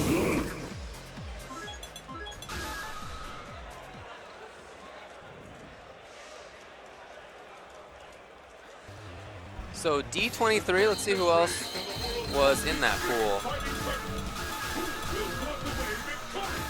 See if maybe this is something we might have expected. Once again, I do want to give a shout out to everybody at home tuning in. A lot of people have been tweeting me their viewing setups, multiple monitors, or even one monitor with the multi-twitch running. And it's fantastic to see everyone trying to watch all the different streams all the time. Yep. It's so cool. Hey, I would be doing the same thing. Oh yeah, oh yeah. And I know I also got a lot of tweets from people in the UK. It's getting very late over there for those guys. Sure. But they're staying up and they're watching this whole entire thing. So shout outs to everybody staying up into the middle of the night watching these events, watching Smug continue being the mayor of Duff City here. Starting off very strong. Okay. Okay, I like it. I like it. Sure, here comes BC. Nope. Wow. Just wakes up with a low jab. Well, he had seen a lot of cautious play out of BZ, so I think it's not unreasonable to wake up with a crouching jab there. Maybe your opponent is expecting a wake-up Dragon Punch or something like that. Right. That's what cautious players tend to do, right? So very smart by Smug to recognize that.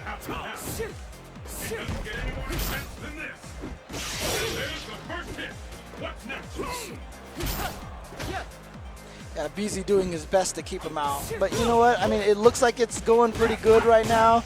But all Smug needs is just that one time to get in there. And life just melts away. Oh, very fortunate. Yeah, I feel like BZ is playing this like he's a normal mid-rangey ground character and not mobile DiCaprio. Right. Oh, nice job. Okay.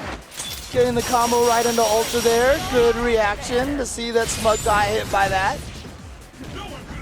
So he takes a life lead. Oh, wow, he empty jumps, and Smug wakes up with a low short and hits him. Oh, and just goes in with a jab machine gun punch. And it lands, it connects, and he's going to end up taking that. Yeah, I don't know. I'm not sure about that play from BZ. I just feel like he maybe it's the person he's playing against, but and maybe he usually does have a different game, but I feel like he's playing DeCapre as just a ground character. Right. You know, she does have fine buttons, but that's not her strength. It's always really funny to watch Smug play Dudley, because, you know, whether he ends a combo into machine gun punch or uppercut, I swear it just looks like he's just making it up as he goes. This is whatever he wants to do, Yeah, right? It's so nice. Yeah, It's so I think cool. that's really cool. He is so not flowchart. Yes. You know, I think that's one of the most impressive things about his game. That's not his style at all. He doesn't get a knockdown and go for, you know, buttons, cross-up setup or safe jump setup. No, he's just in the front. He's like, I'm going to do an overhead or a low or a block or whatever. You know, it's just those mix-ups, those very traditional mix-ups that he excels at.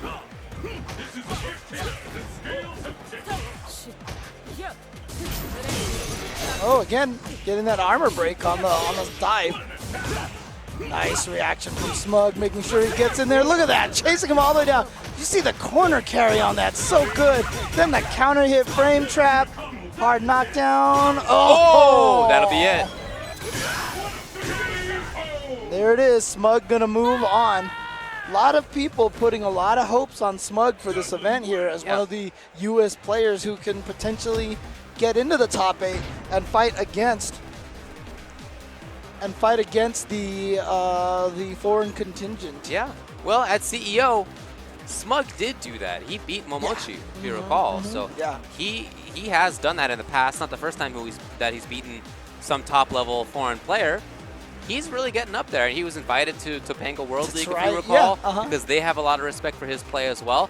So he really is marching up to the top of that Street Fighter 4 player ranking, I think. Yeah, absolutely. So we'd love to see him do well at this tournament. You know, I don't think he's made a top 8 at EVO yet. It'd be really cool to see him get there, though. Yeah. Well, I feel like he's already much better this year than he was last year. Oh, yeah, and he was good last year, but you can really see, I think, the progression in his mid-range game.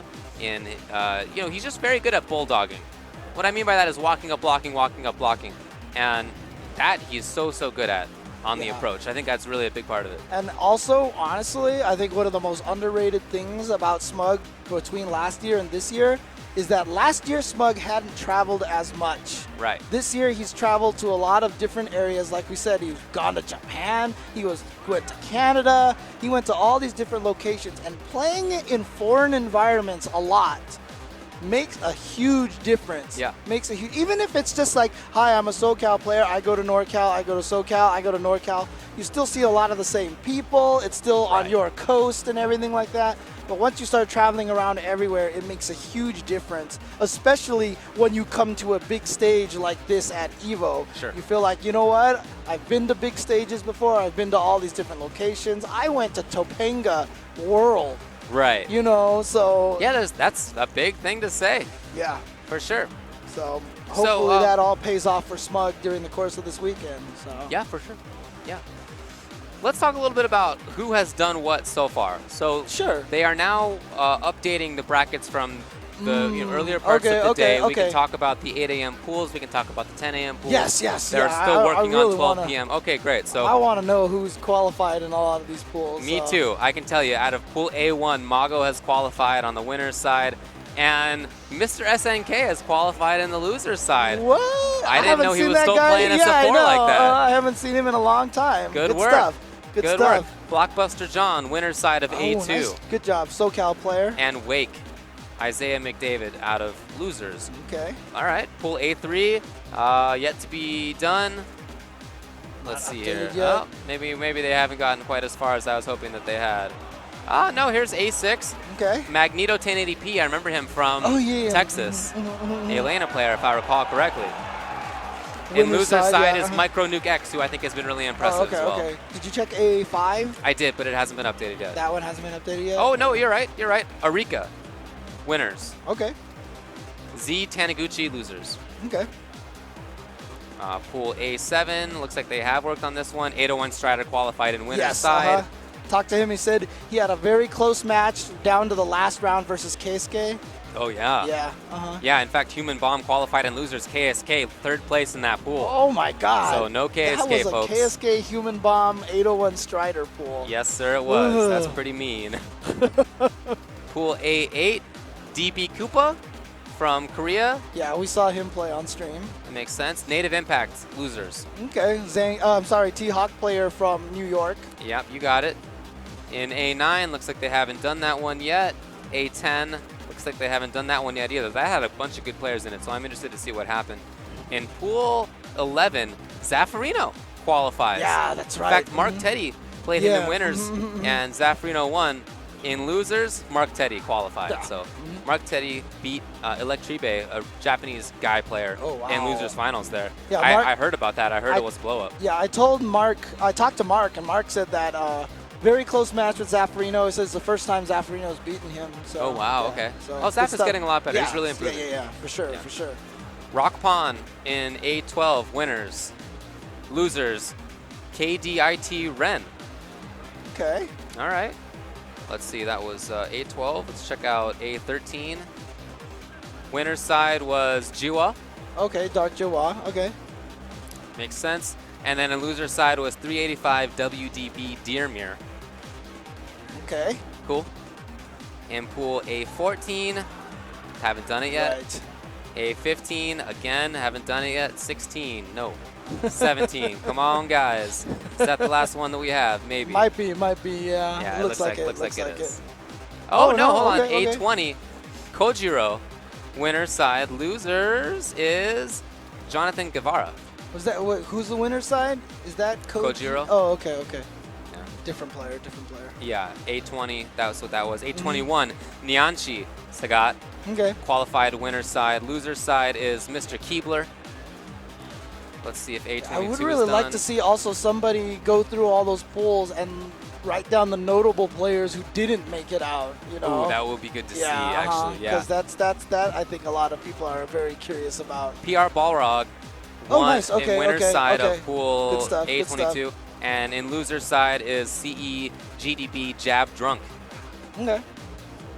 See A23. Longer Oh yeah. qualified winners. I think we might have seen that. Yeah. And then in losers was Sal Pacino. Okay. 24 now. Let's see if they finished that one yet. Yes, Leviathan qualifies winner's Oh, side. nice. James from Hawaii. Yep. Long That's time right. Akuma player. Yeah. That's right, yeah. And then Rain qualified in loser's side. Let's see, that was A24. Let's check out 25. Not done yet. 26, same. 27, BAB Kangaroo. I remember him as a very good Dudley player, if I recall correctly. Yeah, he was on the Wednesday Night Fights online tournaments, remember? Wasn't he? I think you're right, but I think we also saw him in person. Okay, And I okay. forget where it was now, but it was somewhere, and he was looking good. Okay. So in loser's side of that one is Doyu TV Pawn qualified in loser's side. There's a lot of Doyu TV players There here, are, so aren't there? Yeah. A lot of guys coming from China. Yeah, man. A28, Iji Momochi. Of course. Winner's side. Loser's side, Mono. Oh, nice. From ESPR Puerto Rico. Mono. Yeah. That's right. Very strong Bison player. Also, another one of those super great scientist players. This is it. The fight we've all been waiting for. Anything. All right, well, we'll talk about who made it through Pools B after this match. But if you'd like to check it out again, I did tweet it out earlier on @UltraDavid, so you can see what they've updated and find out. A lot of stuff to work on here. Somebody asked me about Daigo. He was in pool C12, sorry, C15. And the updates are not in for that one yet, so I can't tell you what happened. We'll see. All right, well, this one is going to be DM Mr. Tails against Joe Love. Joe Love with Cody out of Dallas, Texas. Mr. Tails, San Francisco, with Dan or Rose. Looks like he has made the choice to go to Rose. I can't say I disagree with that. Actually, you know what? This is a match that I feel like is one of Dan's better matches. Oh, you know what? This is more of a hard decision when it comes to picking between Dan or Rose than probably most matchups in the game. You know, usually you just if you want the better option, you're going to go to Rose. But in this one, I feel like Dan does have some good pressure against Cody. He has a good defense with that good backdash and the Dragon Punch, which was real. And so he can escape Cody better than a lot of characters. Meanwhile, he pressures Cody better than most characters. So I do think this is a good match for him. We'll see if that's what happens. Joe Love, I know, is a a good Cody player. Yes. So it's not going to be easy. But then again, if, like you said, he's a good Cody player, so he probably knows as well that Dan can be a problem for him. So. Well, I think there's some disagreement on that in the, Oh, really? in the Cody world. Okay, Yeah. okay. Fair enough. I'm not sure if they agree with me on that. Well, Joe Love with a great start so far. Yeah. Wow, let's just raw low ruffian kick. Catch him off guard. That's like a bison slide. Right. Pool D27.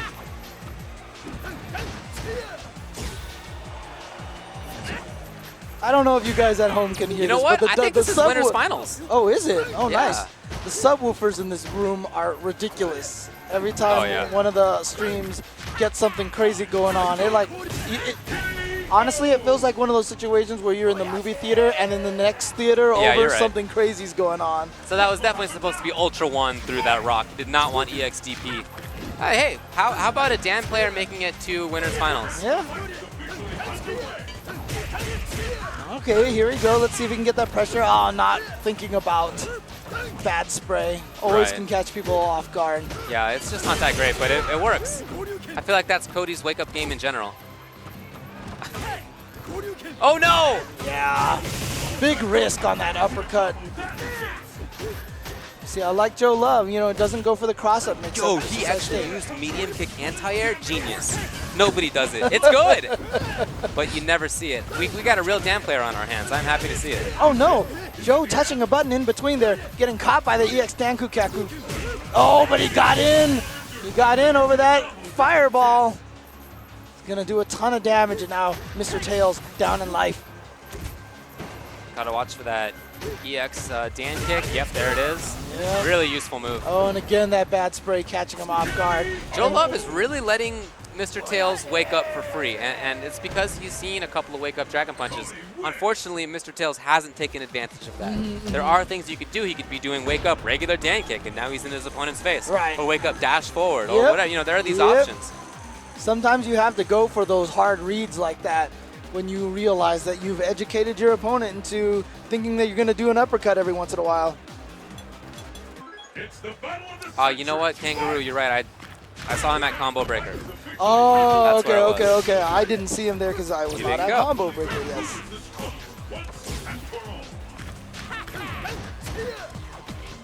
Okay, here comes Mr. Tails now, running it back with Dan.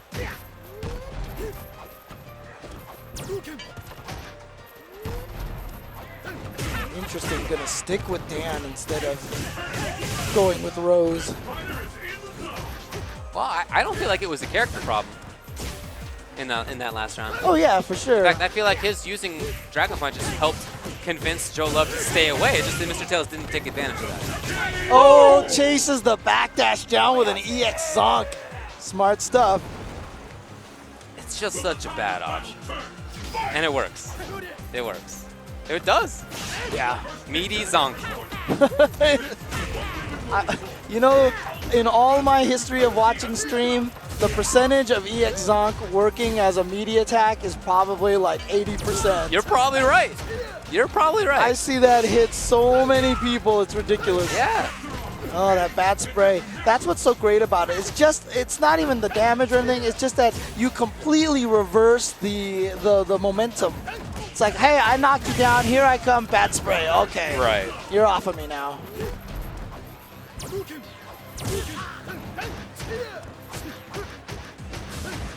Okay, this is more about what Mr. Tails wants it to be. And Joe Love gets out. I love the timing on the jump. Oh! Nothing out of the strong. Yeah, here's Mr. Tails now doing more of those Dan kicks in that situation where it looks like Joe Love wants to stay away. Right. Wants not to challenge. So Okay. Mr. Tails has seen that now. Oh, Dragon Punch Yeah, doesn't that was a come. perfect opportunity. A lot of times when the opponent's in the corner and you do a throw attempt, always be ready to uppercut afterwards, because if anyone jumps away, a lot of times you can recover in time. And here comes Joe. Oh, he went for it this time. Wow. How many times has Joe Love not pressured Yeah. on Mr. Tails' wake up? And the one time he does, here is Dragon Punch. Oh, did he just taunt at him? He did. Dan, you know. It builds meter. Oh, he gets the crumple, so he goes for the hard knockdown. Smart stuff.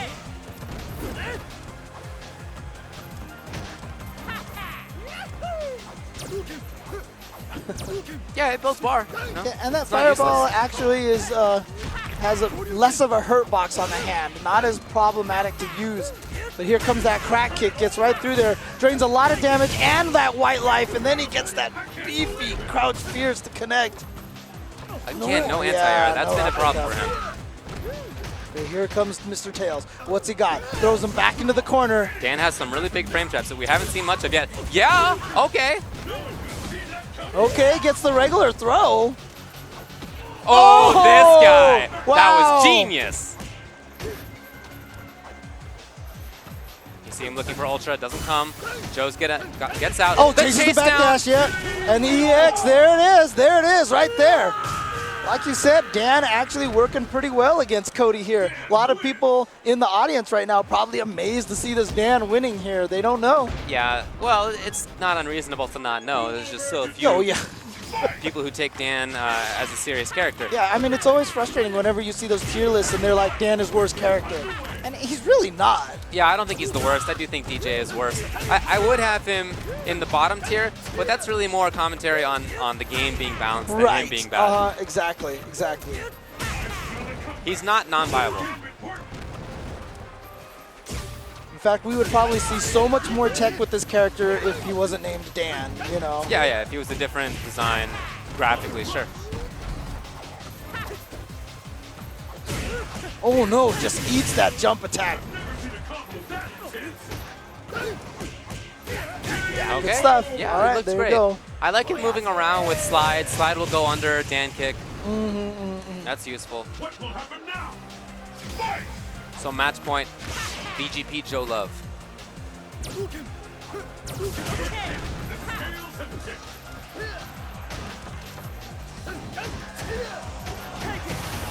Oh, I think he can actually get jab after that, but didn't go for it. Nice empty jump in the throw. Oh, here's a big yeah, chance. Beautiful distancing on that. Oh no, he went for the damage. Didn't Oh pay yeah, off. he feels but it though. He feels it. yeah, but he still has the momentum all in his favor now. Yeah, he feels it. I like that he went in afterward too. Oh, nice. Looking good.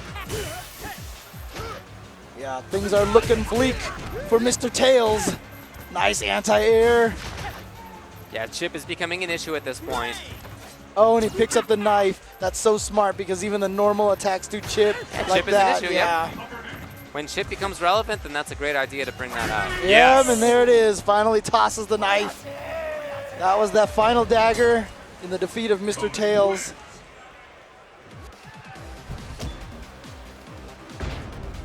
Joe Love gonna continue forward. And you said that was winners finals of the pool, right? I believe it was. Okay. So good job to him. So he's qualified into the semifinals. Right. Up next, we have players who are coming up. Okay, it's going to be Commander Jesse from, again, Southern California. We saw him on stream earlier with Sakura and maybe Dalsum if he wants it. On the other side is going to be UTSF, Miguel Gamboa from Toronto, hence TSF, Right, yeah. Toronto Street Fighter. And Honda and Elena are his characters. Interesting. Okay. So we'll see how that matches up. It's cool to see people come up with more than one character Yeah, available, yeah. at least as far as how they list it.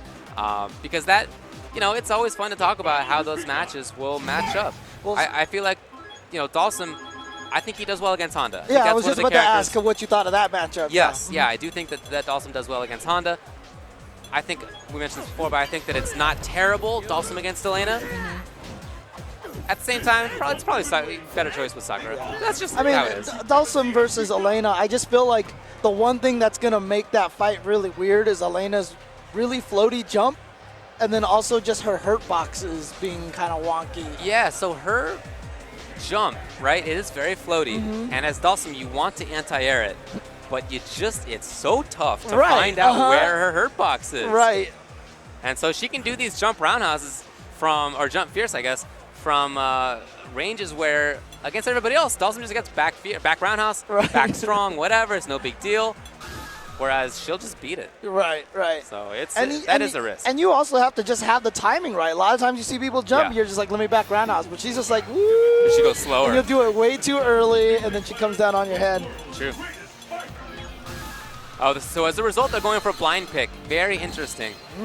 Blind pick is a technique that you can use, you can call for, where you know in your mind which character you're going to select. You tell some neutral third party that you are going to select that character. And then it's up to the other person to pick, you're obligated to stick with the character you already mentioned, and so it's a way for both players to pick characters without having that little dance around the character select screen where you have to jockey for one character over another because of matchup concerns. I've actually been told on Twitter that Alucard, Chris T, Tampa Bison, and EX Kenzo have all already been eliminated. Wow, I am of the especially tournament. surprised by Chris T. Yeah. Is that so? Tampa Bison did so well at CEO, so did Alucard. How about that? Well, it's a tournament full of killers. Everybody except for 8 people are going to get mauled today, okay? There's going to be a lot more of that. Oh, yeah. This is not going to be the last time we're going to go, wow, this You're guy right. has been eliminated?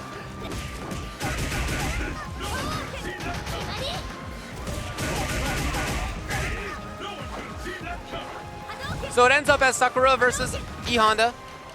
I think that's probably like the most. Expected result. Yeah.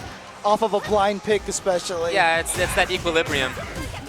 Oh no! Thought that Sakura was gonna go to the other side, but that jumping roundhouse hit so deep down, caught him from the front, and because of that and the nice reset that Jesse went for, he's gonna take that first round. Will the tide of battle turn? Fight! Oh, the whiff, and Jesse got something out of it. Now you see him just waiting there. Oh! Not too much out of it.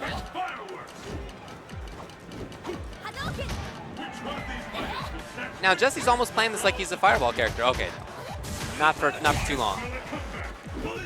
She does have a fireball, as you can see. It's not the best. It's a little slower than many. She's out there throwing it for longer than many other fireballs. But she does have a good anti-air and down fierce. So it's not crazy for her to play that style against Honda. Oh! Okay. I mean, smaller punish. Probably could have been bigger than that, but you know what? You'll take it as long as you don't let that opportunity pass by and not get any damage. Right.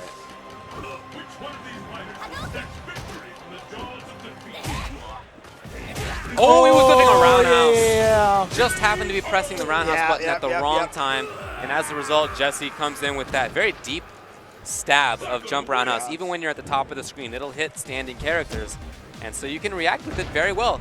Yeah, well timed on his jump. Some people sometimes ask, like, when do you jump in Street Fighter? And that's when you jump. When you find your opponent is concentrated on the ground game very much, so they're not thinking about the anti-air, or you bait them into poking like that, and then you jump over. If you treat Adon stand roundhouse or a Honda standing roundhouse or even a Sakura standing roundhouse like a fireball, it's like you're trying to predict the fireball. When you jump over, you get this big old combo on Right, them. exactly. Can definitely work out for you that way. Now, I don't want to take tweets too much to heart because we got burned on that last year. Shinakuma 666. But on Twitter, Tafka Cliff lets us know that Sanford got eliminated by Alex Myers. Ah, okay.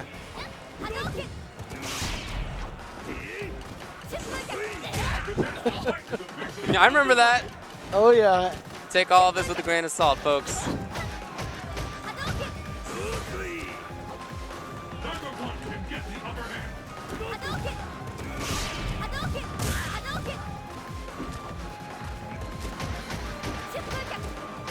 Jesse's in. I like how he jumps in. When he sees that Honda jumps forward, Jesse himself jumps in, and it's time to pressure because he knows that Honda doesn't have headbutt charge yet. Oh, okay, good block.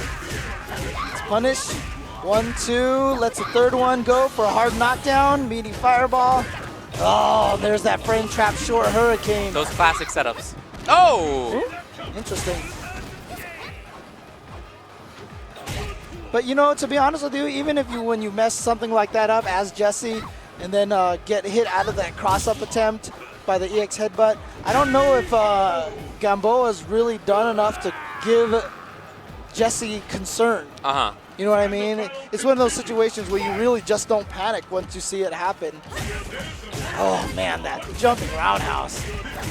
So beefy. Oh, look at that. Side. Probably a crouch check that he blew up right there. Yeah. And now one more hit. Is that stun? No, one more. Yeah. Oh, still okay. All right. Wow. So he's going to escape that. Shout outs to E Honda. Yeah, that's true, actually. Honda. Oh, wow. Raw uppercut to beat that. Oh, and he got the punish on it, but nothing much.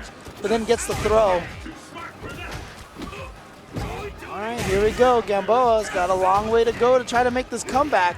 And I like Jesse just playing very calmly. He just blocked after the cross-up, said, you know what, I'm going to just chill here, and then I'm going to wait for you to hang yourself.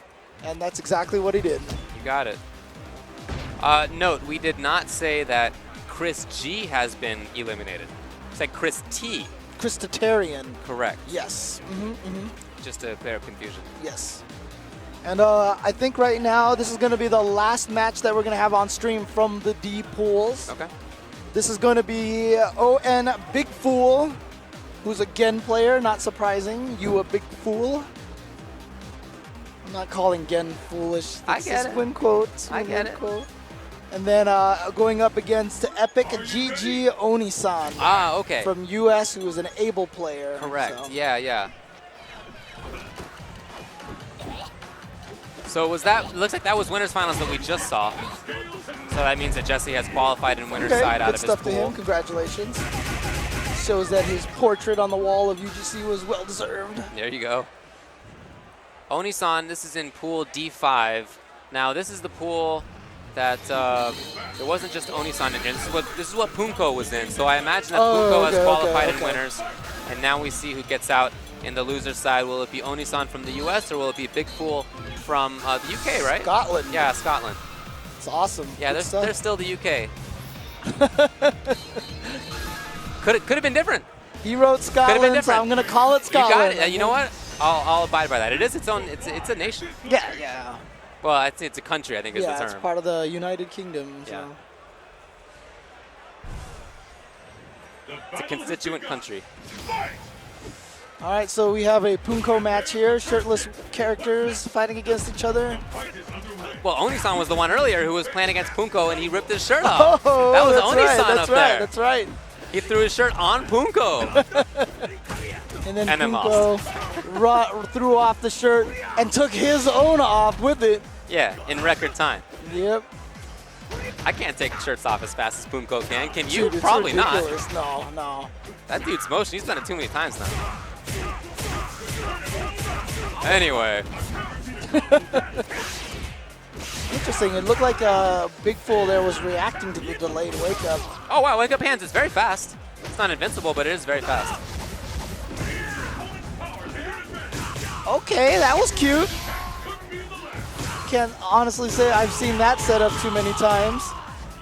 Pays off for Onisan. Still needs more work, though.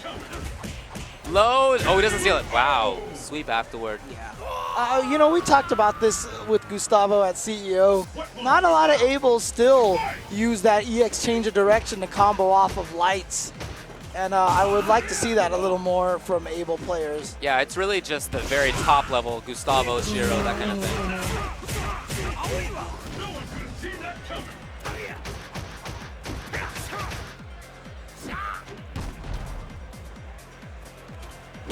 Oh, nice! Ooh, wow. He was just waiting for that. Had exactly the right spot on screen. I guess he knew which jump it was going to be, too. That's true, yeah. Again, has the two different jumps. Definitely can throw you off. All right, drops his combo. Oh! Gotta make this one big. Okay, great blocks from Onisan, and he backs away. So now we have this mid-range game again. Nice. Okay, good Follow stuff. up. Yeah, good stuff. Big Fool, I guess, is an EVO ref as well. Oh, nice. Yeah, that's right. All of the judges here at the EVO pools. Volunteer work. Big damage on this. What? Okay. Onisan is the trickster. Yeah, we already saw that one shenanigan early on. Going for another one here. I mean, it worked out. Look how little life Big Fool has already. Yeah, you're right. Oh, wow, chip. Oh, good. Okay, so smart. Yeah. Usually if your cross-up is a medium kick, it's actually really hard to properly get a true block string off of that. So, you know, he did the jump kick, knew that Big Fool knew that. Right. So he let him hang himself with the uppercut instead of trying to go for some crazy chip sequence and getting uppercutted in the middle of there. It's interesting. Onisan knows that after that tech throw, that the short wheel kick is at almost kind of like at a perfect safe distance. You know, different characters end up at different spots after tech throw.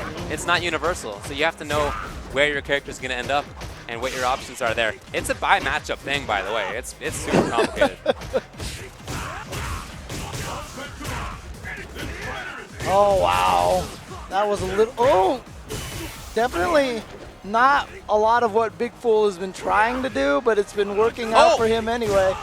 I feel like that was a big whip opportunity. Wow, and then he went for the reset. Yeah, he might have been able to FADC, low fierce ultra kill, maybe. Well, I don't think he had the meter for that. Oh, I'm looking at the wrong bar. Yeah, you're right. But you're even right. still, he could have gotten more damage and had a nice setup afterward. But you know what? That's Onisan. That's Onisan. He was willing to do those mix-ups. Right.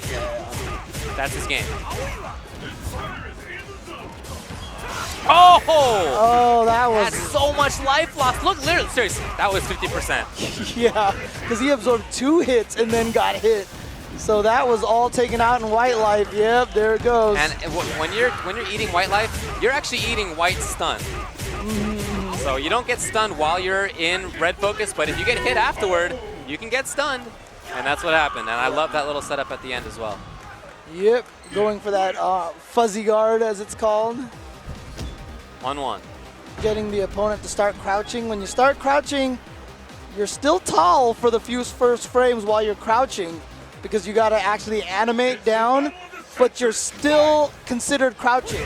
So if they do that jump attack, they can hit you while you're still tall, and it'll still count as an overhead. That is how that trick works. Oh, nice whip punish. Tried to chase down the backdash, didn't quite get it. That's the first time he's done jump roundhouse into a low. It's been double jump roundhouse every time other than that. Ooh! Onisan coming in. Oh no, maybe try to go for the anti-air close fierce. Didn't get it out in time. And you saw that. Big Fool tried to chase it down. He threw out that low roundhouse and it just missed. He did it just a few frames too early.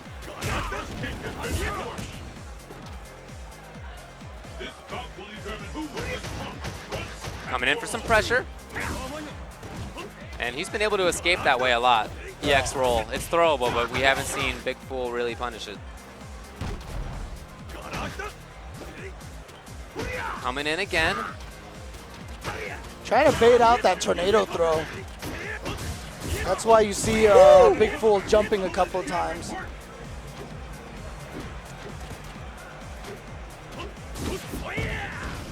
Here comes Onisan. Wow, Oh, wake up. Yeah, wake up hands again, yeah. 3-framer. Okay. Trying to press. Oh, EX gets through. Has the Nice. armor. And now Onisan. Oh! That could have been it. Really just one more mix-up left. One more medium wow. kick. Oh, Yeah, wow. that's wake up punishable. down That's punishable. short. Interesting. I don't know. Maybe it was supposed to be DP. I don't know. Oh, maybe he thought he was in wrong punch mode. Yeah. Could be. I don't Wrong know. mode, yeah. Well, unfortunately. Onisan makes it through as a result. In Nicely loser's done. bracket, correct? Yeah. Correct. Yeah, Okay, Punko okay. took that bracket in the winner's side. So Dude, I don't guess know. that's if, it for Big Fool. Yeah, I don't know if people can hear that over the mic, but I that, don't know how you couldn't. yeah, that bass is pumping over here. There's so. a lot of bass going on. That's right. Well, you know what? We're going to take a quick break, and we'll be back with more after this. Yeah, all the E-pools coming up. E-pools are coming up. Yep.